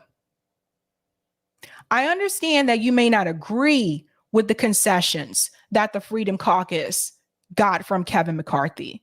And that's totally fine. I don't agree with all the concessions either. But the point that a lot of us are trying to make is not necessarily about what they got. It's about the fact that they used a force the vote strategy that was supposed to be used by the squad on the left, and they actually did it and got something for their vote. So let's go ahead and get into this clip here. I have so much to say. Crystal, what are you taking a look at? Well, now that the first battle in the great GOP rebellion of 2023 is complete, what the hell was it actually all about? What did the rebels want? What did they win? What will it mean for all of us? After all, at times during the fight, it was actually a little hard to discern exactly what the asks were, what principles were really at stake, especially since the 20 holdouts weren't a united front, but rather a collection of different ambitions and grievances. This confusion was exacerbated by the fact that the two sides were both led by sort of pseudo-Trumpian figures. Kevin McCarthy was directly endorsed by Trump, of course, and had as one of his top allies Marjorie Taylor Greene, a woman who has not found a Trump delusion she would not embrace. And the 20 rebels were led by Matt Gaetz, a pugilist whose natural gifts as a genuine asshole have made him a natural for the Trumpian political aesthetic. The media largely treated this fight as if it was something totally new, totally different. And to be sure, we haven't had a speaker fight this lengthy in 100 years. But as the dust settles on this... I got to pause there already. I'm sorry. I think we're 51 seconds in. To me, it doesn't matter if the people who forced the vote were all aligned with Donald Trump or not. That's irrelevant to me at this point. What matters is the fact that they were willing to do it. So I don't care. It could have been anyone deciding to come on board and say, wait a minute, let's not vote for dude until we get something from him. So the Trump point to me is irrelevant. I don't care. I don't care. Sorry. New GOP House majority, it seems to me most of the lines of this fight weren't actually ones set down by Trump in 2016, but by the Tea Party back in 2010 and by the Koch radical libertarian wing and Barry Goldwater before that. Yeah, there are a few Trump-era twists that are new and different, and frankly, these are the only pieces which are interesting and not terrible. The potential defense spending cuts, the deep state investigation, which Sagar is digging into in his monologue. But the overwhelming bulk of the concessions are actually antithetical to Trump's 2016 break from GOP economic orthodoxy. Let's go back here for a second because she's talking really fast, and I don't want you to miss what's being said. Back in 2010 and by the Koch radical libertarian wing and Barry Goldwater before that. Yeah, there are a few Trump-era twists that are new and different, and frankly, these are the only pieces which are interesting and not terrible. The potential defense spending cuts, the deep state investigation, which Sagar is digging into in his monologue. But the that part right there. So she mentions how some of these concessions, or a few of them, are pretty positive things, but she goes on to say that overwhelmingly they're not. The rest of them don't really mean anything. She actually mentions reducing the defense budget, which is one of the things that they were holding out for. And the other one was, hold on one second, I just missed that. So, I don't know what happened there. I think I went back. Crystal, what are you taking a look at? Well, reducing the defense budget was one of the ones that she mentioned. And there was another one that I just missed. I just want you to pay attention. Radical libertarian wing and Barry Goldwater before that. Yeah, there are a few Trump-era twists that are new and different, and frankly, these are the only pieces which are interesting and not terrible. The potential defense spending cuts, the deep state investigation, which Sagar is digging into in his model. The defense budget cuts and the deep state investigation. She then proceeds to gloss over it as though that's not a big deal. She doesn't even go, you're going to see the rest of the interview, but even in the rest of this segment, she doesn't even go on to explain why those are actually significant wins. Let me be real and very clear here. I don't care what side you're on. If you're for reducing the defense budget, that is a huge win. Huge. Cut it. I've been for that. For those of you who, try to argue with me and say, you don't want us to have these social programs because you don't want to be taxed more. I understand that. I've heard from you guys' opinion about not being taxed more. Totally get that. But if we were to reduce the defense budget, you wouldn't have to worry about that. They approved over $800 billion for the defense budget. We are not at war. And I talked about this recently on Jimmy Dore's segment. Actually, Aaron was hosting, but it was on Jimmy Dore's show, is that if you look at the graphs, you look at the data, the defense budget has increased since 2011, which was the end of the Iraq war. When they pull out, it has increased steadily since then. And now it's to the point where it's over 800 billion, but we are not at war. So why is the defense budget higher now than it was when we were actually literally at war? To make money for these weapon contractors, to make money for companies like Lockheed Martin, to make money for companies like Raytheon and Northrop Grumman. But notice how she just glossed over it. It's like, this is no big deal. The deep state investigation, that again is a huge big deal.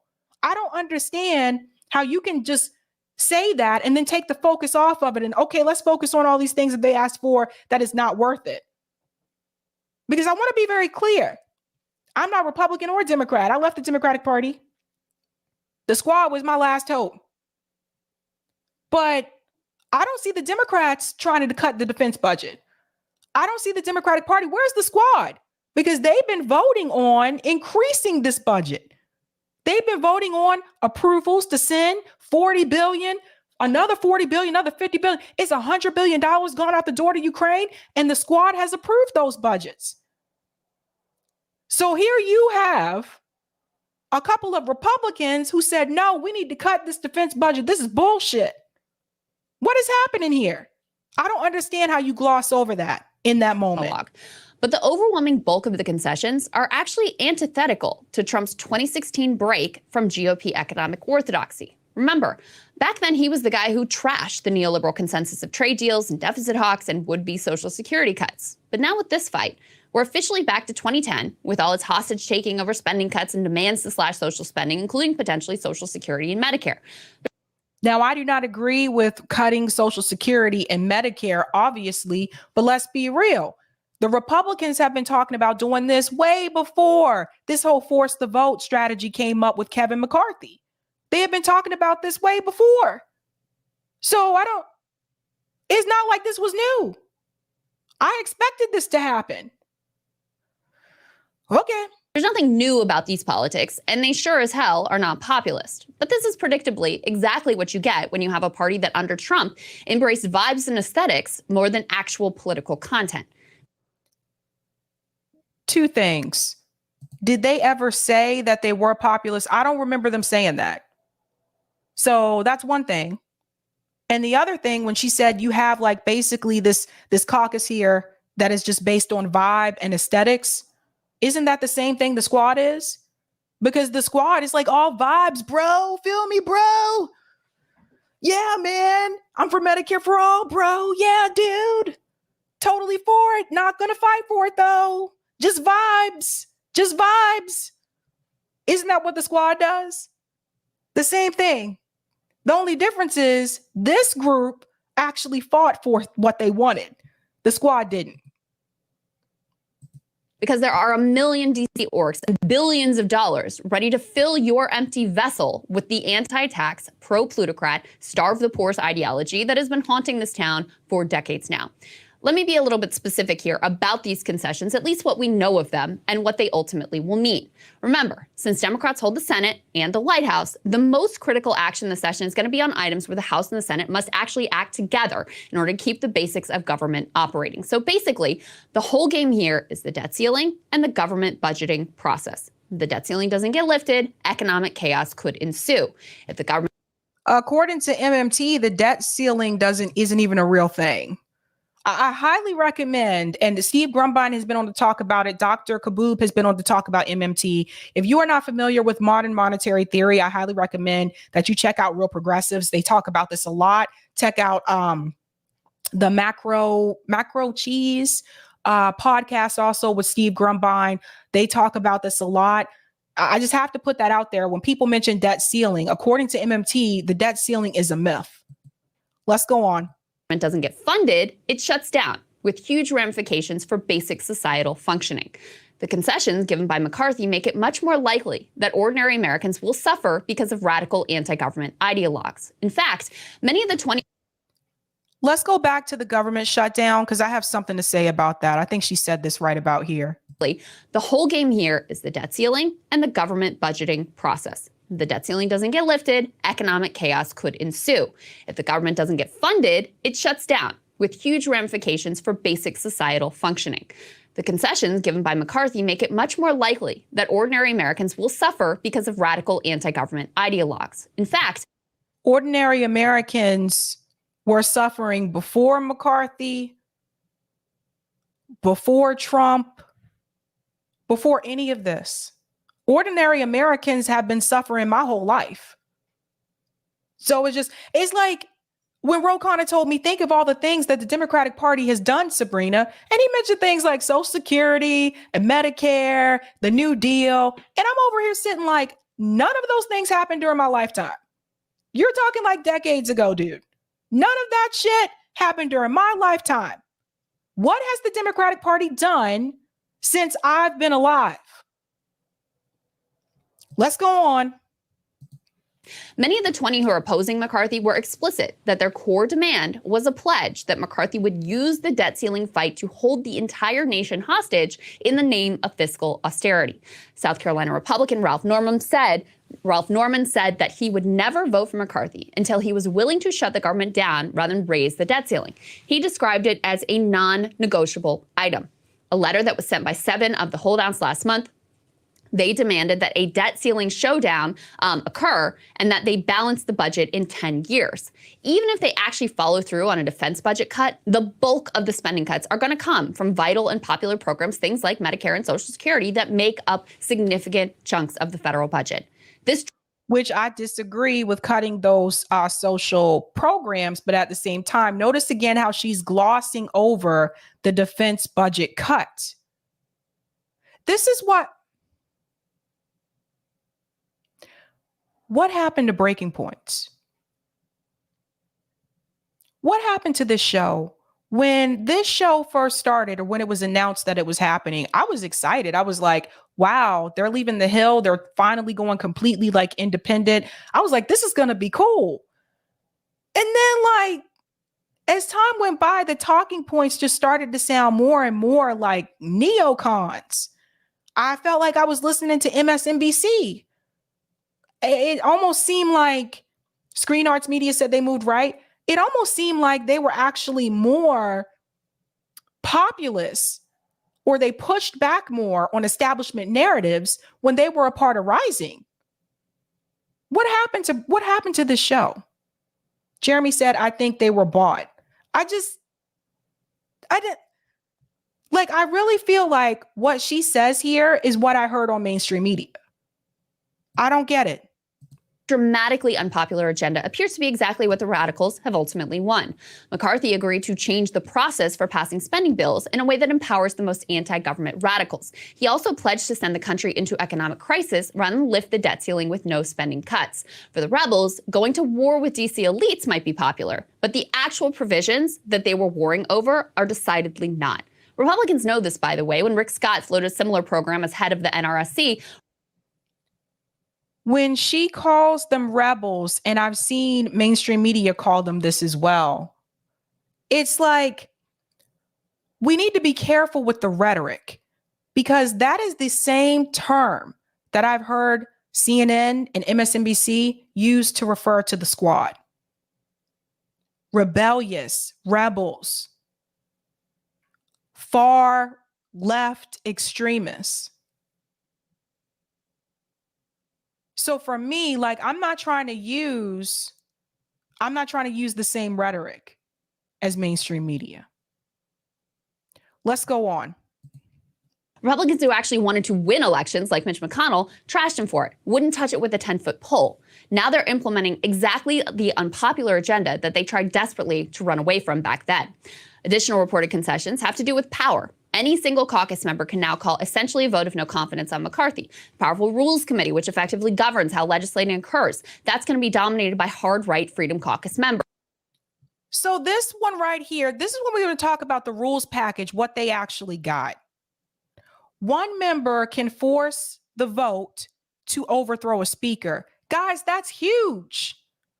We should have had that listen, the Democrats should have had something like that. Now, you may wonder, Why would this be important to some of the Republicans there? It could have something to do with going back to the days when Paul Ryan was Speaker of the House. I do remember Paul Ryan, for whatever reason, was not liked as Speaker of the House. And it wasn't so easily just to come in and remove him. So one of the things that they're pointing out here that they did get from McCarthy is that now one member can force the vote to overthrow the speaker. That's actually a huge win. And I don't see why you wouldn't want that on the Democrat side either. Because if the Speaker of the House is not doing a good job, then they got to go. But if you have all these rules in place that prevent that from happening, they end up staying there. So I consider that one to be a win. Let's go on. Oh, let me mention these. Sorry, because I don't think they go all the way through. Changes pay go to cut go. Constrains debt limit end runs. 3/5 vote to raise tax rates.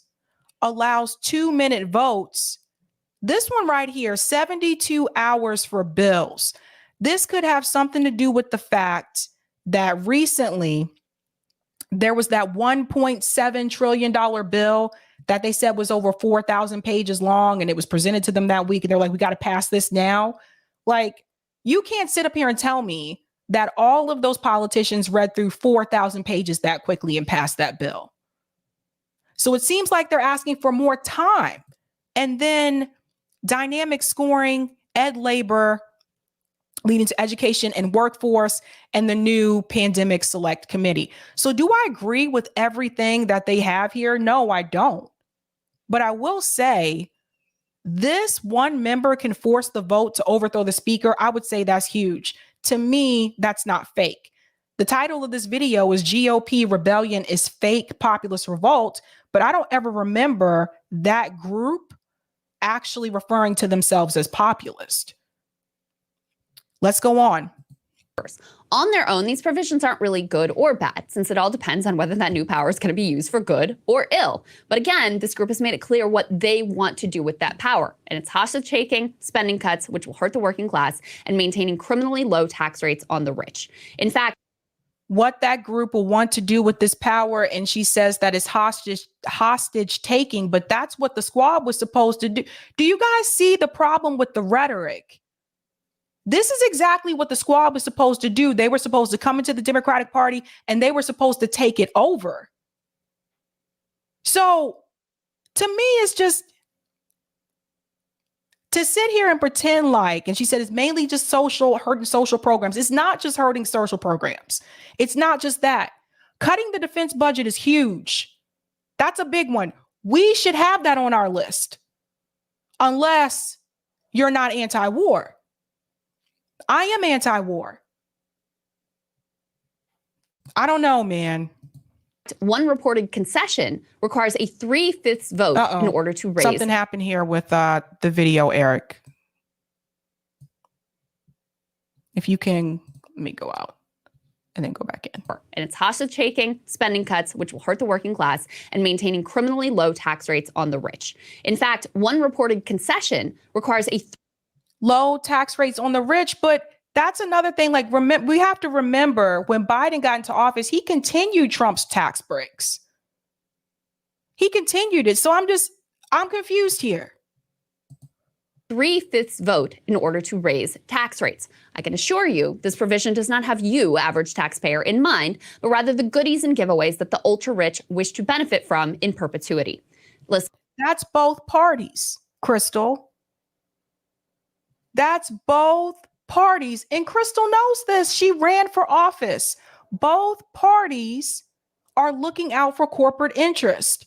Both parties protect corporate interest above the American people. That's both parties that do that. Trump the man and the movement lives on. He may well once again be the GOP standard bearer, but nearly all of the economic content of Trumpism was abandoned long ago, leaving literally anyone the ability to claim the mantle of supposed populism. Even what does this have to do with Donald Trump? Like, Donald Trump is not president anymore. I'm going to make this very clear. Donald Trump is not president anymore. Donald Trump is not in office. Joe Biden is in office. And just because some of those politicians supported Donald Trump, that doesn't mean that they're going to follow every single thing that Donald Trump said. As you see, or as you saw, Marjorie Taylor Greene was not on board with forcing the vote against Kevin McCarthy as speaker. She was actually for Kevin McCarthy. So that doesn't mean that they're going to believe everything that Trump says and follow everything that Trump tells them to do. The point that I'm trying to make is this. What you do have to give them credit for is the fact that, unlike the squad, they actually operated as a block. They stood together.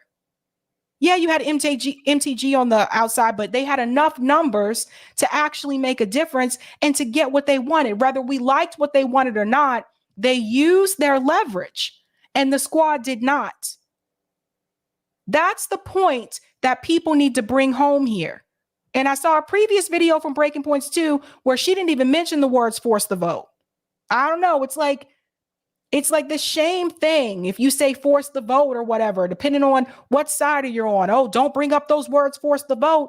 When people like Crystal agreed with force the vote at the time. So for me, it's just,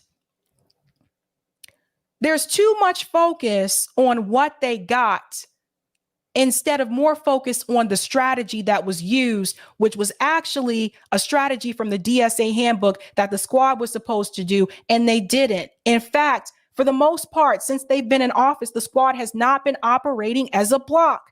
Cori Bush told us herself when she said, we are individuals. We vote alone. Let's go on. We'll finish this up, and then I want to show you another clip. And as they gnash their teeth in favor of a raft of plutocrat-friendly policy priorities, fighting the powers that be feels like a populist revolt when given a 30-second gloss on cable news. I, too, enjoyed watching Kevin McCarthy's repeated humiliation over and over again. But what was won is ultimately a more hardline entrenchment of capital and the same old policies that create socialism for the rich and rugged individualism for everyone else. And Sagar, the way that the Republican Party has... And to sit here and to ignore... Like, this is why, I don't know. For me, I'm sitting here and I'm like, for her to just pretend like the Democratic Party doesn't do the same damn thing, because the Democratic Party is also for socialism for the rich. Let's be clear. Even the whack ass Progressive Caucus, even some of those members aren't for Medicare for all. Even some of those members aren't for a Green New Deal. So I'm not sure why Crystal is framing it in such a way to make it seem like only Republican Party is for socialism for the rich. That's the Democratic Party too, which Crystal still continues to operate out of. Has really been able to. Hey guys, ready or not, 2024 is fully. So this piece here beat corporate media, but you sound like corporate media.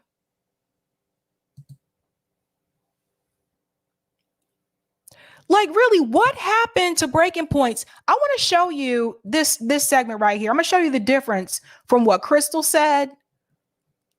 And let me show you what Ilhan Omar said. Now, this is, let's listen to this. I want to make sure I got this timestamp right. Okay. Listen to what Ilhan Omar said about her actually agreeing with Matt Gaetz on a particular issue. Let me make sure I go back just a bit.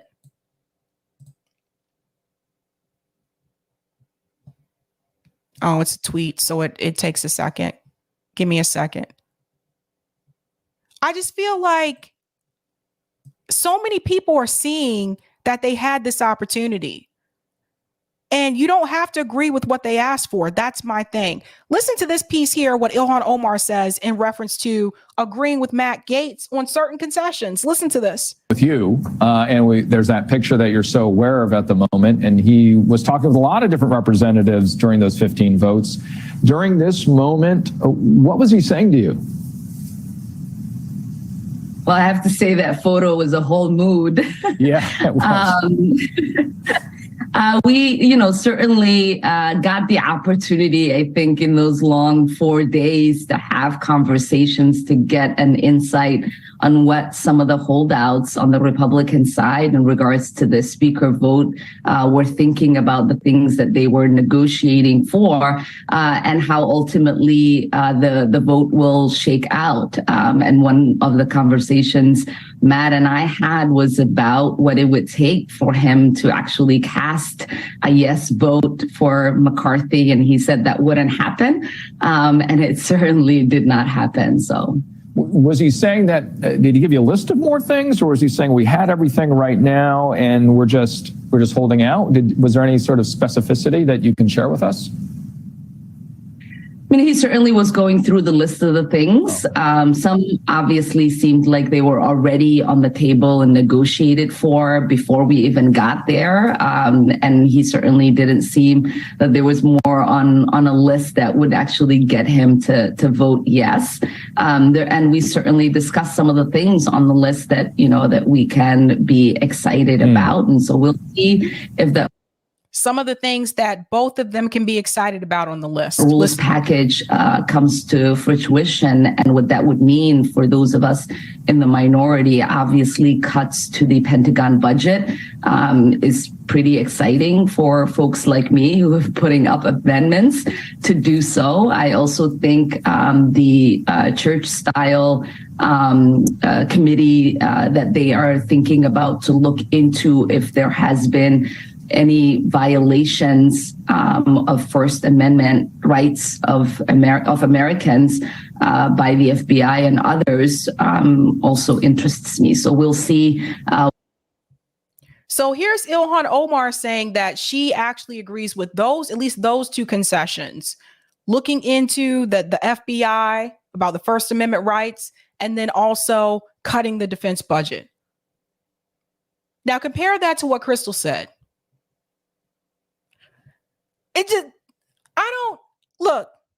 Look, if you think it's just me, let me show you something. Look at some of the comments. Look at some of the comments on this video. Let's go down to, look at some of the comments. They're not good. Regardless if you feel it's fake, they got some really positive concessions. That has 133 likes. This one. So they held out to get back some agency and voice for individual members and constraining the top-down system that existed. This is bad. How? They literally cut McCarthy and the Speaker of the House rolled down to size. The House will now have more transparency in legislating and fewer opportunities for slipping crap in under the radar of the public. I'm not seeing how this is a bad thing. Sounds to me Crystal is advocating for the status quo, which has worked so well for the average citizen. Over 223 likes. That was the same impression that I got. Keeping things the way that they are. There's more. There's more. Crystal trying every way to cover for the squad. It's sad. 139 likes. Imagine Crystal's reaction if the squad had done anything close to this.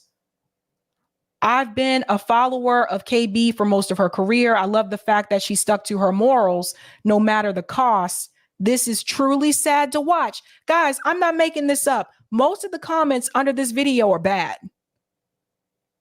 If you think it's just me. So what happened to breaking points?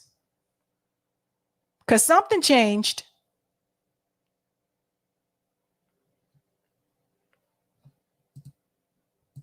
She's Black said she knows exactly what she's doing. This is what she is paid to do. She is covering for Democrats. Crystal is not on the left. She and others are right of center. Delthea said, hey, Dem Party, what have you done for me lately? Mr. Doug 41, thanks for the super chat. Thank you for giving the Freedom Caucus credit.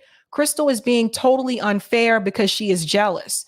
The squad she championed are fake, and the fighters she wanted are on the wrong side. And thank you for the super chat. And speaking of on the wrong side, you'll see in this clip here, this is on MSNBC, and this clip is from Case Study QB. Listen to how they're talking about that. Basically, they studied what the squad was supposed to do and decided to do it themselves. For instance, in June, you published a very prescient article about the MAGA squad and their growing influence over the GOP, writing how they're, quote, spent the past year building their power, and now they're preparing to wield it. If McCarthy or any other Republican wants to be Speaker, he's going to have to go through them, and he's not getting their votes without meeting their demands, so you wrote. Now that we've seen, well, that's what happened, what might be next for the MAGA squad and its grip over the GOP? You sort of intimated what was possibly going to happen in the future, in that we're going to go through the same debate about who's going to be their leader. Now they're called the squad. You see how this works? Yeah, well, and, you know, I think what we saw over the past week was that they were saying these things out in the open, members like Matt Gaetz, but Kevin McCarthy really either wasn't taking them seriously or didn't think he was going to need their votes. And what we saw play out is that he needs to take seriously their demands, and that they really have been studying the procedural rules and all of these things so that they are ready to exert their leverage. You know, they were studying the squad of the left. They were studying all of the tactics and procedures, and we saw them put those to work over the past week's worth of votes, and they're ready to keep doing this. So Kevin McCarthy is going to be operating with a sort of Damocles hanging over his head, whether it's in the form of that one-member motion to vacate that the holdouts secured, or whether it's all of these other concessions. They are going to be using those to, as they put it, enforce the terms of the agreement. They studied the squad. So they were students. They studied what was supposed to be done by the progressives and wasn't done, and thought, how can we use that to our advantage? Or maybe thought, well, hell, if they're not going to do it, we should do it.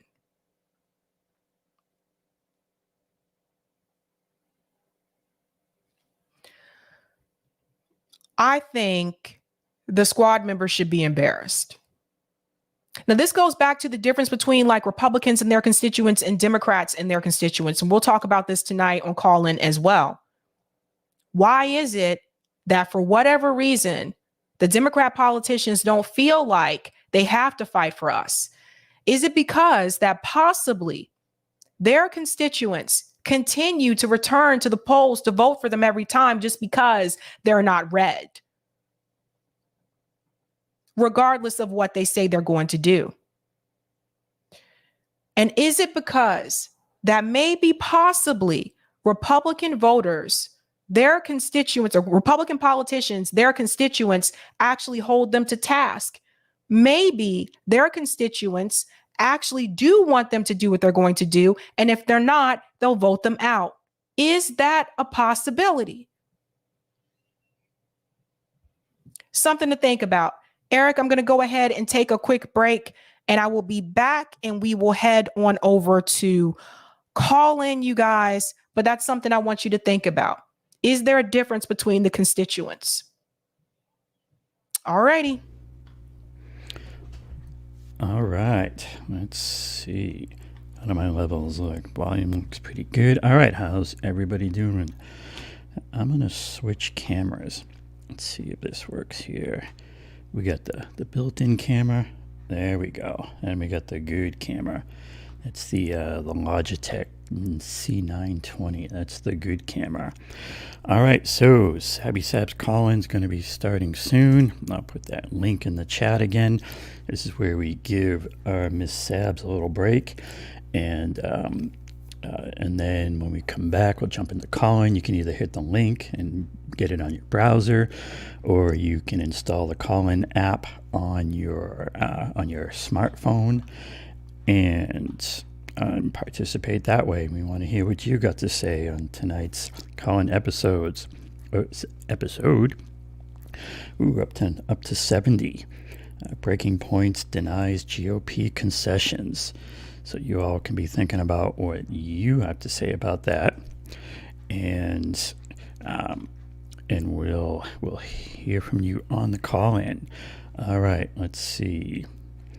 Betsy says I'm freezing up sometimes. That may be on your end, but other chatters can let me know. But let's see. All right, we got a couple chats here. Let's hit Oracle at Delphi. Breaking Point has moved to less substantive reporting because at the core there is less real division between the Democrats and Republicans in governance. Yes, and I hope we'll be hearing from her here in the call-in. We'll hear some more. Yeah, I mean that's very much my take at the center of all this is that it's really. You really have to be viewing both parties as the same, as being both representing the same interests. They both represent the interest of the billionaire class. That's really what both of these parties are about, and the rest of it's just theater. And I know Sabrina was just talking about, is the Republican base different, and do they have different expectations? And, there may be some of that, but I don't know. I really think when you cut down to it, it's really the same interests they represent, and it's not ours. It's the old big club that we're not in it. And Bad Good Cookies says, please hit the like if you haven't. Let's see. We got a good 485 watching, and we had 500, at one point, and yeah, hit that like, and Bad Cookies with the picture of the night, the new AOC, and what she'll look like in a few years. I think it's like that thing where people who go to the dark side, it infects their looks more and more, and maybe we'll see some of that. We had from a gamer, I think Crystal and Sagar got paid, sold out. Yeah, I mean there was this whole thing, and Betsy in the chat was saying at one point that that at one point, that when Breaking Points first started, she was excited about it, and even was a sponsor or gave them donations as a premium member. And she was wondering, was this just her? Was she, not in on it and got fooled? But it's the case that all of us. I mean, I was the same way. Sabrina said the same thing, that when they first jumped in, you thought, well, they were leaving the Hill and they were going to do this great independent thing. And I think we all got fooled for a while there. And it just became clear that they're not willing to really challenge power. That to me, what this comes down to. Are you really going to challenge power? And challenging power means really challenging the money, challenging the billionaire class and their interests, challenging the mega corporations and their interests. And to me, what that looks like is really cutting the cord between these big money interests and our supposed representatives. And so why they don't represent us, because they're paid to not represent us. So I think we got to get serious about focusing on that, and what do we do about that, and get real about what are the real measures about that. And speaking of getting fooled, I noticed this one from Joy Duncan. Glenn Greenwald admits he was fooled by AOC, and he said he thinks he has a good BS detector. And yeah, I saw that also on his system up there. He said that, and Jimmy kind of said the same thing, and a lot of us, that we had hopes for what they would be like, and what if they would be for real, these squad members. Yeah, at this point, I don't know. There's one easy thing you can do to suss them out now, is just not be in the Democratic Party. Dem exit is step one. And we got Betsy.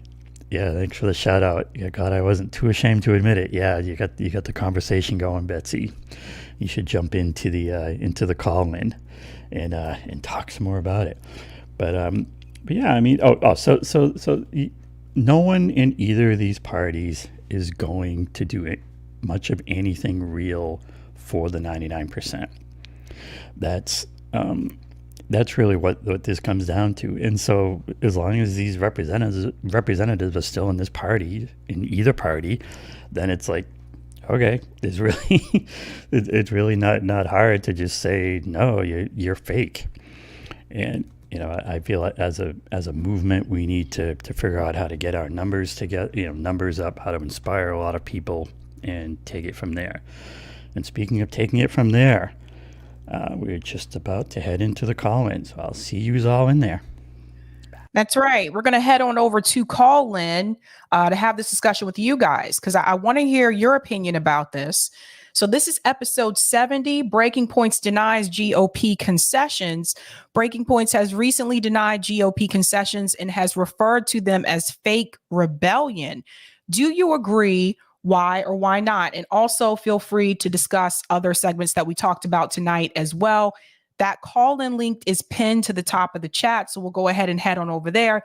But my whole thing with this is like, I don't want another mainstream media.